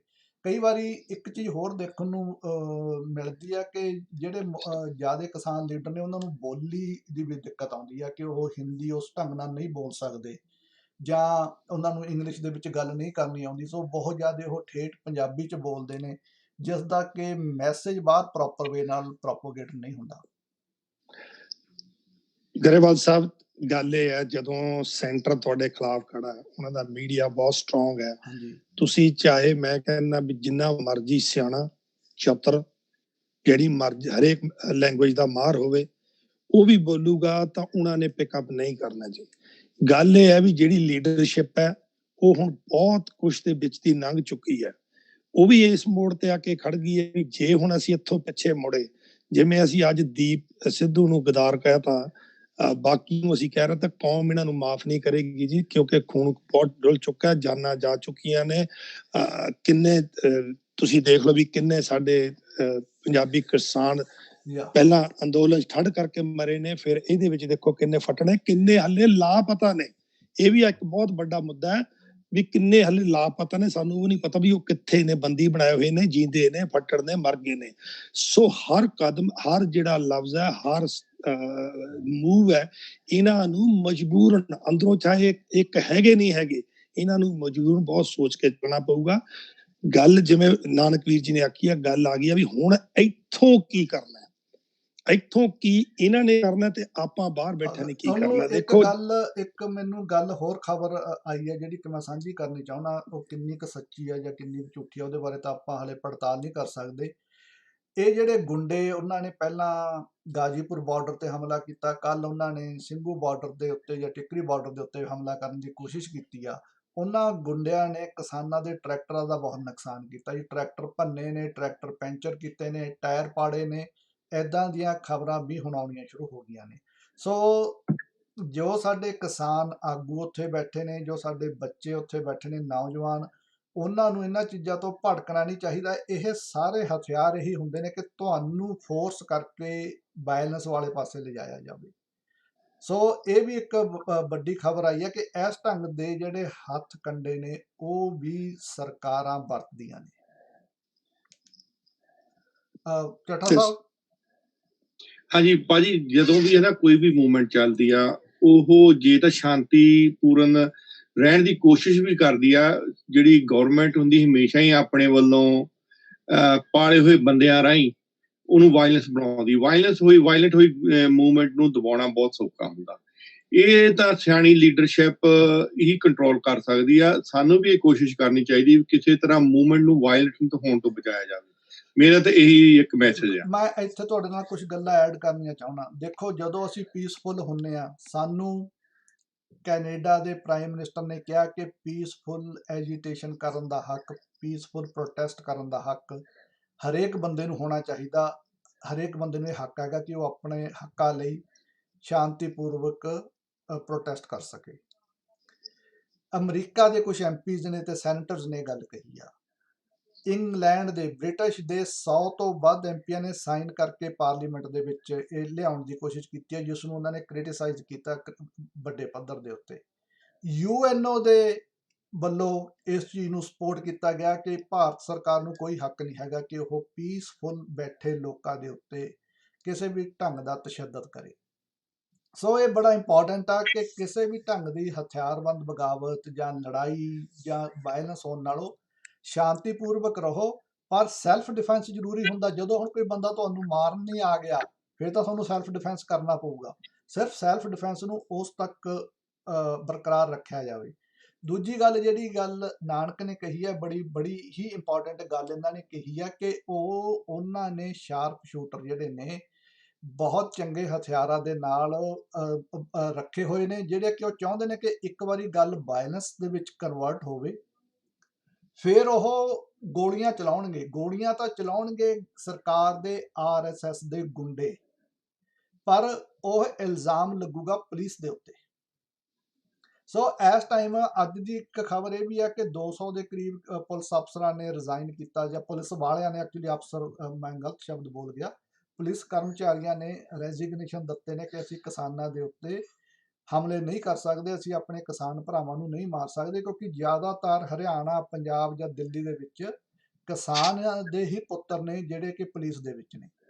ਸੋ ਪੁਲਿਸ ਦੇ ਨਾਲ ਇਸ ਖਹਿ ਦੇ ਵਿੱਚ ਨਾ ਪਿਆ ਜਾਵੇ ਕਿ ਪੁਲਿਸ ਤੰਗ ਕਰਦੀ ਆ। ਪੁਲਿਸ ਸਿਰਫ ਕਿਸਾਨੀ ਮੂਵਮੈਂਟ ਨੂੰ ਵੀ ਸਪੋਰਟ ਕਰ ਰਹੀ ਹੁੰਦੀ ਆ, ਉਸਦੇ ਆੜ ਦੇ ਵਿੱਚ ਗੁੰਡੇ ਹੁੰਦੇ ਨੇ। ਗਰੇਵਾਲ ਸਾਹਿਬ, ਤੁਸੀਂ ਪੁਲਿਸ ਦੀ ਗੱਲ ਕਰਦੇ ਹੋ, ਮੈਂ ਗੋਦੀ ਮੀਡੀਆ ਦੇਖਦਾ ਸੀਗਾ। ਹਾਂਜੀ। ਤੇ ਜਿਹੜਾ ਰਾਤ ਜਿਹੜੀ ਤੁਸੀਂ ਗੱਲ ਕਰਦੇ ਹੋ ਕਿ ਕੋਈ 100 ਦੇ ਤਕਰੀਬ ਜਿਹੜੇ ਬੰਦੇ ਝੰਡੇ ਫੜ ਕੇ ਤੇ ਆ ਕੇ ਅਪੋਜ਼ ਕਰਦੇ ਨੇ, ਬਾਅਦ ਚ ਉੱਥੇ ਭੰਨਤੋੜ ਕਰਦੇ ਨੇ, ਪੱਥਰ ਵੱਜਦੇ ਨੇ, ਪੱਥਰ ਪੁਲਿਸ ਵੀ ਦੇਖੀ ਗਈ ਆ ਮਾਰਦਿਆਂ, ਪਰ ਆਪਾਂ ਇੱਕ ਸਰਦਾਰ ਦੀ ਫੋਟੋ ਵੀ ਦੇਖੀ ਹੈ ਕਿ ਉਹਦੇ ਧੌਣ ਦੇ ਉੱਤੇ ਪੈਰ ਰੱਖਿਆ ਹੋਇਆ ਨਾ ਜੀ। ਸੋ ਗੱਲ ਮੁੱਕਦੀ ਇਹ ਹੈ ਵੀ ਉੱਥੇ ਇੱਕ ਨਾਂ ਆਉਂਦਾ ਪ੍ਰਦੀਪ, SHO ਪ੍ਰਦੀਪ ਦਾ ਨਾਂ ਮੈਂ ਪੜ੍ਹਿਆ ਦੇਖਿਆ ਸਟ੍ਰਿਪ ਦੇ ਉੱਤੇ ਗੋਦੀ ਮੀਡੀਆ ਤੇ, SHO ਸਰਦੀਪ ਕੋ ਕਿਰਪਾਨ ਲੱਗੀ, ਠੀਕ ਹੈ, ਉਹਦੇ ਚ ਰੀਡ ਲੱਗੀ ਹੋਈ ਹੈ, ਮੈਨੂੰ ਸਾਫ਼ ਦਿਖਦੀ ਹੈ, ਪਰ ਇਹ SHO ਪ੍ਰਦੀਪ ਕਿਤੇ ਉਹ ਤਾਂ ਨਹੀਂ ਜੀ ਜਿਹਦਾ ਨਾਂ ਲੈਂਦਾ ਉਹ ਬੰਦਾ ਜਿਹਦੇ ਮੂੰਹ ਦੇ ਉੱਤੇ ਮੂੰਹ ਕਵਰ ਕੀਤਾ ਸੀ, ਜਿਹਨੇ ਕਿਹਾ ਸੀ ਕਿ 4 ਲੀਡਰ ਦੇ ਉੱਤੇ ਕਾਤਲ ਦਾ ਹਮਲਾ ਦੀ ਸਾਜ਼ਿਸ਼ ਹੈ। ਉਹ ਕਹਿੰਦਾ ਸੀ ਮੈਨੂੰ ਪ੍ਰਦੀਪ ਆ ਕੇ ਇੰਸਪੈਕਟਰ ਮਿਲਦਾ ਹੁੰਦਾ ਸੀ। ਇਹਦਾ ਕਿਸੇ ਨੇ ਵਰਣਨ ਨਹੀਂ ਕੀਤਾ ਕਿ ਪ੍ਰਦੀਪ SHO ਉੱਥੇ ਰਾਤ ਕੀ ਕਰਦਾ ਫਿਰਦਾ ਸੀ, ਕੀ ਉਹੀ ਪ੍ਰਦੀਪ ਹੈ? ਠੀਕ ਹੈ। ਸੋ ਗੱਲ ਇਹ ਹੈ ਵੀ ਉਹ ਵੀ ਚੰਦ ਟੋਟਕੂ ਪੁਲਿਸ ਵਾਲੇ ਇਹਨਾਂ ਦੇ ਪੱਖੀ ਤੇ ਬੰਦੇ ਵੀ ਬਾਹਰ ਇਹਨਾਂ ਦੇ ਪੱਖੀ। ਇਹਨਾਂ ਨੇ ਤਾਂ ਆਪਣਾ ਕੰਮ ਕਰਨਾ ਜੀ। ਤੁਸੀਂ ਇੱਕ ਵਾਰੀ ਪੀਸਫੁਲੀ ਸੰਭਾਲ ਲਿਆ, ਤੁਸੀਂ 4 ਉਹ ਤੁਹਾਡੇ ਨਾਲ ਧੱਕਾ ਵੀ ਕਰ ਗਏ, ਪਰ then you have right to defend yourself. ਮੈਂ ਤਾਂ ਇਹੀ ਗੱਲ ਕਹੂੰਗਾ ਜੀ, ਹੱਕ ਹੈਗਾ ਹਰੇਕ ਨੂੰ, ਰਾਈਟ ਹੈ ਕਿ ਤੁਸੀਂ ਡਿਫੈਂਡ ਕਰੋ। ਫਿਰ ਜੇ ਆਉਂਦੇ ਨੇ ਤਾਂ ਫਿਰ ਚੱਕ ਲੋ, ਦੇਖੀ ਜਾਊਗੀ ਫਿਰ। ਹਾਂਜੀ ਹਾਂਜੀ, ਸਿੱਧੀ ਜਿਹੜੀ ਗੱਲ ਹੈ। ਹਾਂਜੀ ਬਿਲਕੁਲ, ਸੈਲਫ ਡਿਫੈਂਸ ਭਾਜੀ ਬਹੁਤ ਜ਼ਰੂਰੀ ਆ। ਮੈਂ ਤੁਹਾਨੂੰ ਐਡ ਕਰ ਦਵਾਂ ਇੱਥੇ, ਮੈਂ ਵੀਡੀਓ ਦੇਖੀ ਆ, ਜਿਸ ਬੰਦਾ ਰਾਤੀ ਨਾ ਚਿੱਟੀ ਦਾੜੀ ਤੇ ਚਿੱਟੇ ਵਾਲਾਂ ਵਾਲਾ, ਉਹ ਦਿੱਲੀ ਦੇ ਤਿਲਕ ਨਗਰ ਦਾ ਰਹਿਣ ਵਾਲਾ, ਤੇ ਉਹਨੇ ਕੱਲ ਤਾਂ ਉੱਥੇ ਪਹਿਲੋਂ ਤਾਂ ਉਹ ਕਹਿੰਦਾ ਸੀ ਵੀ ਮੇਰੇ ਨਾਲ ਇੰਨੇ ਪਿੰਡਾਂ ਦੇ ਕਿਸਾਨ ਆਏ ਸੀ, ਇੱਥੋਂ ਇਹ ਕਿਸਾਨ ਨੇ ਗੇ, ਗੁੰਡੇ ਆ, ਇਹਨੂੰ ਐ ਕਰਨਾ ਜੋ ਕਰਨਾ। ਤੇ ਮੁੜ ਕੇ ਮੈਂ ਉਹਦੀ ਵੀਡੀਓ ਦੇਖੀ ਆ 5 ਜਾਂ 6 ਸਰਦਾਰਾਂ ਨਾਲ, ਤੇ ਉਹ ਬੈਠਾ ਤੇ ਉਹ ਕਹਿੰਦਾ ਵੀ ਮੇਰੇ ਸਰਦਾਰ ਭਰਾ ਆ ਤੇ ਮੈਂ ਕੁਛ ਨਹੀਂ ਏਦਾਂ ਦਾ ਕਿਹਾ, ਮੇਰਾ ਕੋਈ ਏਦਾਂ ਦਾ ਮੰਤਵ ਨਹੀਂ। ਮਦਰ ਇਦਾਂ ਪੋਲਿਟਿਕਲ ਦੀਆਂ ਆਪਣੇ ਇਹੋ ਜਿਹੀਆਂ ਗੱਲਾਂ ਹੁੰਦੀਆਂ ਨੇ, ਬਿਲਕੁਲ ਇਦਾਂ ਦੇ Yeah. ਵਿਚਾਰ ਚਰਚਾ ਜਾਂ ਇਦਾਂ ਦੀਆਂ ਗੱਲਾਂ ਜਿਹੜੀਆਂ ਨੇ ਉਹ ਸਰਕਾਰੀ ਟਾਊਟ ਕਰਦੇ ਨੇ। Yeah. ਜਿਹੜੀਆਂ ਮਤਲਬ ਇਹ ਏਜੰਸੀਆਂ ਨੇ ਜਾਂ ਜਿਹੜੀ RSS ਆ ਉਹਦੇ ਕੋਲ ਇਦਾਂ ਦੇ ਰਿਸੋਰਸਿਸ, ਇਦਾਂ ਦੀ ਐਕਟੀਵਿਟੀਜ਼ ਹੈ ਹੀ ਨੇ। ਉਹਨਾਂ ਨੇ ਪਿਛਲੇ 70 ਸਾਲਾਂ ਦੇ ਵਿੱਚ ਟ੍ਰੇਨਿੰਗ ਇਹ ਕੀਤੀ ਆ। ਬਿਲਕੁਲ ਸਾਧਨ ਉਹਨਾਂ ਕੋਲ ਜੀ। ਸਾਧਨ ਨੇ ਉਹਨਾਂ ਕੋਲੇ, ਬਿਲਕੁਲ। ਨਾਨਕ ਹਾਂਜੀ ਵੀਰ ਜੀ, ਕੀ ਕਹਿਣਾ ਚਾਹੁੰਦੇ? ਅਸੀਂ ਵੀਰ ਜੀ ਇੱਕ ਹੈ ਵੀ ਹਾਂ, ਸੈਲਫ ਡਿਫੈਂਸ ਦਾ ਸਾਰਿਆਂ ਨੂੰ ਆਪਣੇ ਕੋਲ ਹੱਕ ਹੈਗਾ, ਬਿਲਕੁਲ ਹੈਗਾ। ਲੇਕਿਨ ਭਾਜੀ ਜਿਵੇਂ ਇੱਕ ਸਭ ਤੋਂ ਵੱਡੀ ਜਿਹੜੀ ਆਪਣੀ ਬਾਹਰ ਬੈਠੇ ਡਿਊਟੀ ਹੈ ਨਾ, ਆਪਾਂ ਨੂੰ ਉਹਦੇ ਵੱਲ ਬਹੁਤ ਜ਼ਰੂਰੀ ਹੈ ਫੋਕਸ ਕਰਨਾ। ਫੋਕਸ ਇਹ ਕਰਨਾ ਭਾਜੀ ਵੀ ਤੁਸੀਂ ਦੇਖੋ ਕੰਟੀਨਿਊਸਲੀ ਉਹ ਮੈਸੇਜ ਪ੍ਰੋਪੋਗੇਟ ਕਰ ਰਹੇ ਆ, ਜਿਹੜੇ ਲੀਡਰਸ਼ਿਪ ਨੂੰ ਡਿਸਕ੍ਰੈਡਿਟ ਕਰਨਾ ਚਾਹੁੰਦੇ ਆ, ਜਿਹੜੇ ਦੀਪ ਸਿੱਧੂ ਵਰਗੇ ਬੰਦਿਆਂ ਨੂੰ, ਉਦੋਂ ਕੇ ਵਰਗੇ ਬੰਦਿਆਂ ਨੂੰ ਉਭਾਰਨਾ ਚਾਹੁੰਦੇ ਫਿਰ ਦੁਬਾਰਾ। ਸੋ ਆਪਣੀ ਇਹ ਡਿਊਟੀ ਬਣਦੀ ਵੀ ਆਪਾਂ ਵੀ ਕੰਟੀਨਿਊਸਲੀ ਜਿਹੜਾ ਕਲਮ ਵਾਲਾ ਕੰਮ ਹੈ ਉਹ ਕੰਟੀਨਿਊ ਰੱਖੀਏ। ਕਿਉਂਕਿ ਤੁਸੀਂ ਹੁਣ ਚੱਠਾ ਸਾਹਿਬ ਨੂੰ ਤਾਂ ਸ਼ਾਇਦ ਪਤਾ ਹੀ ਹੈ, ਇੱਕ ਸਾਡੇ ਫਾਦਰ ਜਿਹੜੇ ਸੀ ਉਹ ਇਮੋਸ਼ਨਲੀ BSP ਨੂੰ ਸਪੋਰਟ ਕਰਨ ਲੱਗ ਗਏ। ਉਹਦਾ ਰੀਜ਼ਨ ਕੀ ਸੀ? ਸਰਦਾਰ ਕਪੂਰ ਸਿੰਘ ਨੇ ਕਿਤਾਬ ਲਿਖੀ ਸਾਚੀ ਸਾਖੀ, ਉਹ 'ਚ ਜਰਾ ਜਿਹਾ ਲਿਖਤਾ ਉਹਨੇ ਕਿ ਅੰਬੇਡਕਰ ਨੂੰ ਸਿੱਖ ਨਹੀਂ ਬਣ ਦਿੱਤਾ, ਸਿੱਖਾਂ ਨੇ ਉਹਦੇ ਨਾਲ ਵਿਤਕਰਾ ਕੀਤਾ। ਉਹ ਝੂਠ ਕਰਕੇ ਸਿੱਖਾਂ ਦੇ ਵਿੱਚ ਦੇ ਜਿਹਨੂੰ ਆਪਾਂ ਕਹਿੰਦੇ ਨੇ ਦਲਿਤ ਭਾਈਚਾਰਾ ਕਹਿੰਦੇ, ਉਹ 'ਚ ਇੱਕ ਪਾੜਾ ਪਿਆ ਰਿਹਾ, ਜਿਹਨੂੰ ਕਿ ਬਾਅਦ 'ਚ ਆ ਕੇ ਸਰਦਾਰ ਮੱਲ ਸਿੰਘ ਨੇ ਉਹਨੂੰ ਕਲੀਅਰ ਕੀਤਾ, ਉਹ ਪਾੜਾ ਖਤਮ ਕੀਤਾ। ਹਾਂਜੀ, ਲੇਕਿਨ ਉਹ ਇੱਕ ਜਿਹੜੀ ਇੰਟੈਲੈਕਚੁਅਲ ਡਿਸਓਨੈਸਟੀ ਸੀ ਸਰਦਾਰ ਕਪੂਰ ਸਿੰਘ ਦੀ, ਉਹ ਇੰਟੈਲੈਕਚੁਅਲ ਬੇਈਮਾਨੀ ਸੀ ਉਹਨਾਂ ਦੀ। ਹਾਂਜੀ, ਇੱਕ ਉਹਨਾਂ ਛੁਰਾ ਮਾਰਿਆ ਕੌਮ ਦੀ ਪਿੱਠ 'ਚ, ਉਹਦਾ ਨੁਕਸਾਨ ਕੌਮ ਨੂੰ ਕਿੰਨਾ ਭੁਗਤਣਾ ਪਿਆ। ਇਸੇ ਤਰ੍ਹਾਂ ਵੀਰ ਜੀ ਜੇ ਉਦੋਂ ਹੀ ਉਹ ਕਾਊਂਟਰ ਕਰ ਲਿਆ ਜਾਂਦਾ, ਕੋਈ ਬੰਦਾ ਕਹਿੰਦਾ ਠੀਕ ਹੈ ਕਪੂਰ ਸਿੰਘ ਨੇ ਕਿਤਾਬ ਲਿਖੀ ਆ, ਆਪਾਂ ਵੇਖੀਏ ਸਹੀ ਜਾ ਕੇ ਅੰਮ੍ਰਿਤਸਰ ਕੀ ਹੋਇਆ। ਇਸੇ ਤਰ੍ਹਾਂ ਭਾਜੀ ਜਿਹੜੀ ਇੰਟੈਲੈਕਚੁਅਲ ਡਿਸਓਨੈਸਟੀ ਚੱਲ ਰਹੀ ਆ ਮੂਵਮੈਂਟ ਨੂੰ ਫੇਲ ਕਰਨ ਲਈ, ਇਹਨੂੰ ਜੇ ਆਪਾਂ ਨਾਲ ਦੇ ਨਾਲ ਕਾਊਂਟਰ ਕੀਤਾ, ਜਿਹੜੀ ਸਾਡੀ ਕੀ ਡਿਊਟੀ ਬਣਦੀ ਆ, ਤੇ ਇਹਦੇ ਨਤੀਜੇ ਭਾਜੀ ਬਹੁਤ ਮਾੜੇ ਹੋਣਗੇ ਮੋਰਚੇ ਵਾਸਤੇ। ਨਾਨਕਵੀਰ ਜੀ, ਮੈਂ ਤੁਹਾਨੂੰ ਇੱਕ ਐਡ ਕਰਨੀ ਚਾਹੁੰਦਾ। ਇਹ ਸਰਦਾਰ ਗੁਰਤੇਜ ਸਿੰਘ ਨੇ ਜੀ ਰਾਈਟ ਦਾ ਵੀ ਕੰਡੈਮ ਕਰ ਦਿੱਤਾ ਸੀ, ਤੇ ਉਹਨਾਂ ਨੇ ਬਹੁਤ ਲੰਬਾ ਆਰਟੀਕਲ ਲਿਖਿਆ ਸੀ, ਤੇ ਆਰਟੀਕਲ ਦਲਿਤ ਵੌਇਸ ਜਿਹੜਾ ਹੈ ਨਾ ਨਾਗਪੁਰ ਤੋਂ ਆ, ਉਹਦਾ ਪੇਪਰ ਬੰਦ ਕਰਵਾ ਦਿੱਤਾ, ਤੇ ਉਹਦੇ ਵਿੱਚ ਉਹ ਆਰਟੀਕਲ ਛਪਿਆ ਸੀ। ਤੇ ਉਹ ਆਰਟੀਕਲ ਛਪਣ ਦੇ ਨਾਲ ਉਹਨੂੰ ਜਿਹੜੇ ਤੁਹਾਨੂੰ ਇਹਨਾਂ ਦੀ ਵਿਚਲੀ ਮੇਰੇ ਖਿਆਲ ਥੋੜਾ ਜਿਹਾ ਕਨੈਕਸ਼ਨ ਨਹੀਂ ਪਤਾ, ਜਿਹੜੀ ਵਿਚਲੀ ਲੌਬੀ ਹੈ ਨਾ ਇੱਥੇ ਬੈਠੀ ਆਰੀਆ ਸਮਾਜੀ ਦਲਿਤਾਂ ਦੇ ਵਿੱਚ, ਮੈਨੂੰ ਨਾਂ ਵੀ ਪਤਾ ਆ, ਬਿਰਦੀ ਜਾਂ ਹੋਰ, ਇਹ ਚਾਹੁੰਦੇ ਆ ਕਿ ਇਹ ਬਰਤਾਂਤ ਲਗਾਤਾਰ ਸਿਰਜੇ, ਕਿਉਂਕਿ ਮੇਰੇ ਮੱਲ ਸਿੰਘ ਦੇ ਸੰਬੰਧ ਬਹੁਤ ਜ਼ਿਆਦਾ ਵਧੀਆ ਹੈ। ਮੈਂ ਤੁਹਾਨੂੰ ਦੱਸ ਨਹੀਂ ਕਿੱਦਾਂ ਦੱਸਾਂ, ਮੈਂ I don't know how to explain. ਉਹ ਮੈਨੂੰ ਸਾਰੀਆਂ ਗੱਲਾਂ ਸਾਂਝੀਆਂ ਕਰਦੇ ਰਹਿੰਦੇ ਆ, ਤੇ ਉਹ ਆਪੇ ਦਲਿਤ ਭਾਈਚਾਰੇ ਉਸੇ ਬਰਾਦਰੀ ਦੇ ਵਿੱਚੋਂ ਆ, ਤੇ ਉਹਨਾਂ ਨੇ ਮੈਨੂੰ ਸਾਰਾ ਜਿਹੜਾ ਨਾ ਮੱਲ ਸਿੰਘ ਨੇ ਜਿਹੜੀ ਖੋਜ ਕੀਤੀ ਆ, ਉਹ ਗੁਰਤੇਜ ਸਿੰਘ ਦੇ ਆਰਟੀਕਲ ਤੋਂ ਹੀ ਗਾਂ ਕੀਤੀ ਆ। ਪਰ ਗੱਲ ਇਹ ਆ ਕਿ ਸਾਡੀ ਮਾੜੀ ਲੀਡਰਸ਼ਿਪ ਆ, ਉਹ ਇਸ ਗੱਲ ਨੂੰ ਮੂਹਰੇ ਨਹੀਂ ਲਿਆ ਸਕੀ। ਵੈਸੇ ਆਪਣਾ ਇਹ ਅੱਜ ਦਾ ਵਿਸ਼ਾ ਇਹ ਨਹੀਂ ਸੀਗਾ, ਪਰ ਮੈਂ ਤੁਹਾਨੂੰ ਜਾਣਕਾਰੀ ਲਈ ਇੱਥੇ ਦੱਸਣਾ ਚਾਹੁੰਦਾ ਸੀ ਵੀ ਤੁਹਾਡੇ ਕੋਲ ਇਹ ਕਮ ਸੇ ਕਮ ਇਹ ਜਾਣਕਾਰੀ ਜ਼ਰੂਰ ਹੋਣੀ ਚਾਹੀਦੀ ਹੈ। ਮੈਂ ਇੱਕ ਗੱਲ ਸੌਰੀ ਨਾਨਕਵੀਰ ਜੀ ਅਸੀਂ ਇੱਕ ਥੋੜੀ ਜਿਹੀ ਗੱਲ ਐਡ ਕਰਨਾ ਚਾਹੁੰਦੇ ਆ। ਅਸੀਂ ਭਾਜੀ ਉਸ ਚੀਜ਼ ਦਾ ਨਾ ਸਿਰਫ ਐਗਜ਼ਾਮਪਲ ਦਿੱਤਾ ਵੀ ਉਹ ਜਿਹੜੀ ਗਲਤ ਇੱਕ ਚੀਜ਼ ਲਿਖੀ ਗਈ, ਉਹਦਾ ਸਾਨੂੰ ਕਿੰਨਾ ਨੁਕਸਾਨ ਹੋਇਆ, ਤੇ ਇਹ ਜਿਹੜੀਆਂ ਗਲਤ ਚੀਜ਼ਾਂ ਅੱਜ ਲਿਖੀਆਂ ਜਾ ਰਹੀਆਂ, ਇਹਨਾਂ ਦਾ ਕੀ ਨੁਕਸਾਨ ਹੋਊਗਾ ਕਿ ਚੱਲ ਕੇ ਆਪਾਂ ਨੂੰ ਆਪਣੀ ਹਿਸਟਰੀ ਤੋਂ ਸਬਕ ਲੈਣਾ ਚਾਹੀਦਾ ਹੈ। ਬਿਲਕੁਲ ਜੀ, ਸਹਿਮਤ ਹਾਂ ਤੁਹਾਡੇ ਨਾਲ। ਮੈਂ ਇੱਕ ਹੋਰ ਚਾਹੁੰਦਾ ਜੀ, ਦੇਖੋ ਜਿਹੜੀ ਅਰਜੈਂਸੀ ਰਾਈਟ ਨਾਓ ਇਹ ਹੈਗੀ ਆ, ਮੈਂ ਇੱਕ ਨਿਮਾਣਾ ਜਿਹਾ ਬੰਦਾ, ਮੈਨੂੰ ਕੋਈ ਜਾਣਦਾ ਨਹੀਂ ਪਛਾਣਦਾ ਨਹੀਂ, ਤੇ ਮੈਂ ਆਪਣੇ ਜਜ਼ਬਾਤੀ ਪੁਣੇ ਦੇ ਵਿੱਚ ਫਰਜ਼ ਸਮਝਿਆ, ਮੈਂ ਵੀਡੀਓ ਪਾਈ ਉਸ ਹੀ ਰਾਤ ਨੂੰ ਵੀ ਮੁੱਦਾ ਉੱਥੇ ਦਾ ਉੱਥੇ ਖੜਾ, ਤੇ ਵੀ ਨੀਡ ਟੂ ਸਟੇ ਪੁੱਟ। ਉਸਦੇ ਮੈਨੂੰ ਬਹੁਤ ਮੇਰੇ ਰਿਸ਼ਤੇਦਾਰਾਂ ਵੱਲੋਂ ਕਹਿੰਦੇ ਅਸੀਂ ਬਹੁਤ ਹੌਸਲਾ ਸਿੱਟੀ ਬੈਠੇ ਸੀਗੇ ਕਿ ਤੁਹਾਡੀ ਵੀਡੀਓ ਆਉਣ ਦੇ ਨਾਲ ਸਾਨੂੰ ਹੌਸਲਾ ਹੋ ਗਿਆ ਵੀ ਤੁਸੀਂ ਬਾਹਰ ਬੈਠੇ ਹੋ। ਐਡੀ ਕਿਹੜਾ ਡਰ ਹੈ ਜੀ ਜਿਹੜਾ ਅਸੀਂ ਵੀਡੀਓ ਨਹੀਂ ਛੋਟੇ ਪਾ ਸਕਦੇ ਵੀ ਅਸੀਂ let's use the social media saying ਕਿ ਭਾਈ ਅਸੀਂ ਤੁਹਾਡੇ ਨਾਲ ਹੈ, ਸਾਰੇ ਇੰਡੀਅਨ ਫਾਰਮਰਸ ਦੇ ਨਾਲ ਹੈ। ਅਸੀਂ ਇੱਥੇ ਨੈਸ਼ਨਲ ਲੈਵਲ ਦੇ ਉੱਤੇ ਵਾਸ਼ਿੰਗਟਨ DC ਹਾਊਸ ਰੈਪਰੈਜ਼ੈਂਟੇਟਿਵਸ ਦੇ ਨਾਲ, ਆਪਣੇ ਨਾਲ ਸੈਨੇਟਸ ਦੇ ਨਾਲ ਨਹੀਂ ਅਸੀਂ ਲੌਬੀ ਕਰ ਸਕਦੇ, ਅਸੀਂ ਸਟੇਟ ਲੈਵਲ ਤੇ ਨਹੀਂ ਕਰ ਸਕਦੇ। ਸੋ ਵੇਅਰ ਇਜ਼ ਆਰ ਇੰਟੈਲੈਕਚੁਅਲ, ਸਾਡੇ ਕਿੱਥੇ ਬੈਠੇ ਨੇ, ਕੀ ਸਾਡਾ ਸੈਟਅਪ ਆ? ਕੋਈ ਹੈ ਹੀ ਨਹੀਂ ਜੀ। ਫਿਰ ਮਤਲਬ ਸਿੱਖ ਕੌਕਸ ਵਰਗੇ ਜਿਹੜੇ ਨੇ ਉਹ ਤਾਂ ਫਿਰ ਆਪਣੇ ਮਸੂਬਿਆਂ ਲਈ ਬੈਠੇ ਨੇ, ਸਾਡੀ ਕਮਿਊਨਿਟੀ ਕੀ ਕਰ ਰਹੇ ਨੇ? That is my question. ਵੀ ਰਾਈਟ ਨਾਓ ਦੇਖੋ, ਇੱਕ ਹੁੰਦਾ ਲੌਂਗ ਟਰਮ ਪਹਿਲਾਂ ਭੁੱਖੇ ਨੂੰ ਇਹ ਹੁੰਦਾ ਕਿ ਭੁੱਖ ਨਾ ਮਰੇ ਨਾ, ਉਹਨਾਂ ਖਾਣਾ ਜ਼ਰੂਰ ਮਿਲੇ। ਬਾਕੀ ਦਾ ਡੇਲੀ ਦੀ ਰੋਟੀ, ਹਰ ਰੋਜ਼ ਦਾ ਰੁਜ਼ਗਾਰ ਤੇ ਬਾਅਦ ਦੀ ਗੱਲ ਹੈ। Right now one of the priority is they need our support and we need to support them sitting wherever we are. ਜਿੱਥੇ ਵੀ ਦੁਨੀਆ 'ਚ ਸਾਡੇ ਲੋਕ ਬੈਠੇ ਨੇ, we need to play that role. ਬਿਲਕੁਲ ਜੀ। ਮੈਂ ਇੱਥੇ ਕੁਝ ਕੁ ਗੱਲਾਂ ਹੋਰ ਐਡ ਕਰਨੀਆਂ ਚਾਹੁੰਦਾ ਸੀ। ਗੱਲਾਂ ਉਹ ਜਿਹੜਾ ਸਬਜੈਕਟ ਬੜਾ ਵੱਡਾ, ਉਹਦੇ 'ਚ ਕਦੇ ਫੇਰ ਗੱਲ ਕਰਾਂਗੇ। ਅੱਜ ਜਿਹੜਾ ਕਿਸਾਨ ਮੋਰਚਾ ਹੈਗਾ, ਉਹ ਜੀਓ ਪੋਲੀਟਿਕਸ ਜਿਹੜੀ ਆ ਦੱਖਣ ਏਸ਼ੀਆ ਦੀ, ਸਾਊਥ ਏਸ਼ੀਆ ਦੀ ਜਿਹੜੀ ਜੀਓ ਪੋਲੀਟਿਕਸ ਆ, ਉਸ ਨੂੰ ਰਨ ਕਰ ਰਿਹਾ।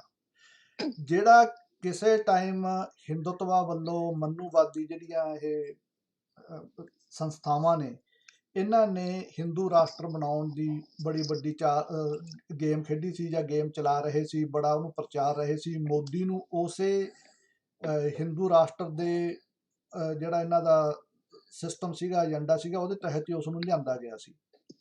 ਅੱਜ ਉਹ ਲੀਰੋ ਲੀਰ ਹੋ ਚੁੱਕਿਆ। ਅੱਜ ਹਿੰਦੂ ਰਾਸ਼ਟਰ ਦੀ ਕੋਈ ਵੀ ਜਿਹੜੀ ਹੈਗੀ ਆ, ਮਤਲਬ ਪ੍ਰੈਕਟੀਕਲਿਟੀ ਉਹਦੀ ਕੋਈ ਨਹੀਂ ਹੈਗੀ ਕਿ ਉਸ ਨੂੰ ਕਿਸੇ ਵੀ ਹੱਦ ਦੇ ਵਿੱਚ ਲਿਆਂਦਾ ਜਾ ਸਕਦਾ ਜਾਂ ਹਿੰਦੂ ਰਾਸ਼ਟਰ ਬਣਾਇਆ ਜਾ ਸਕਦਾ।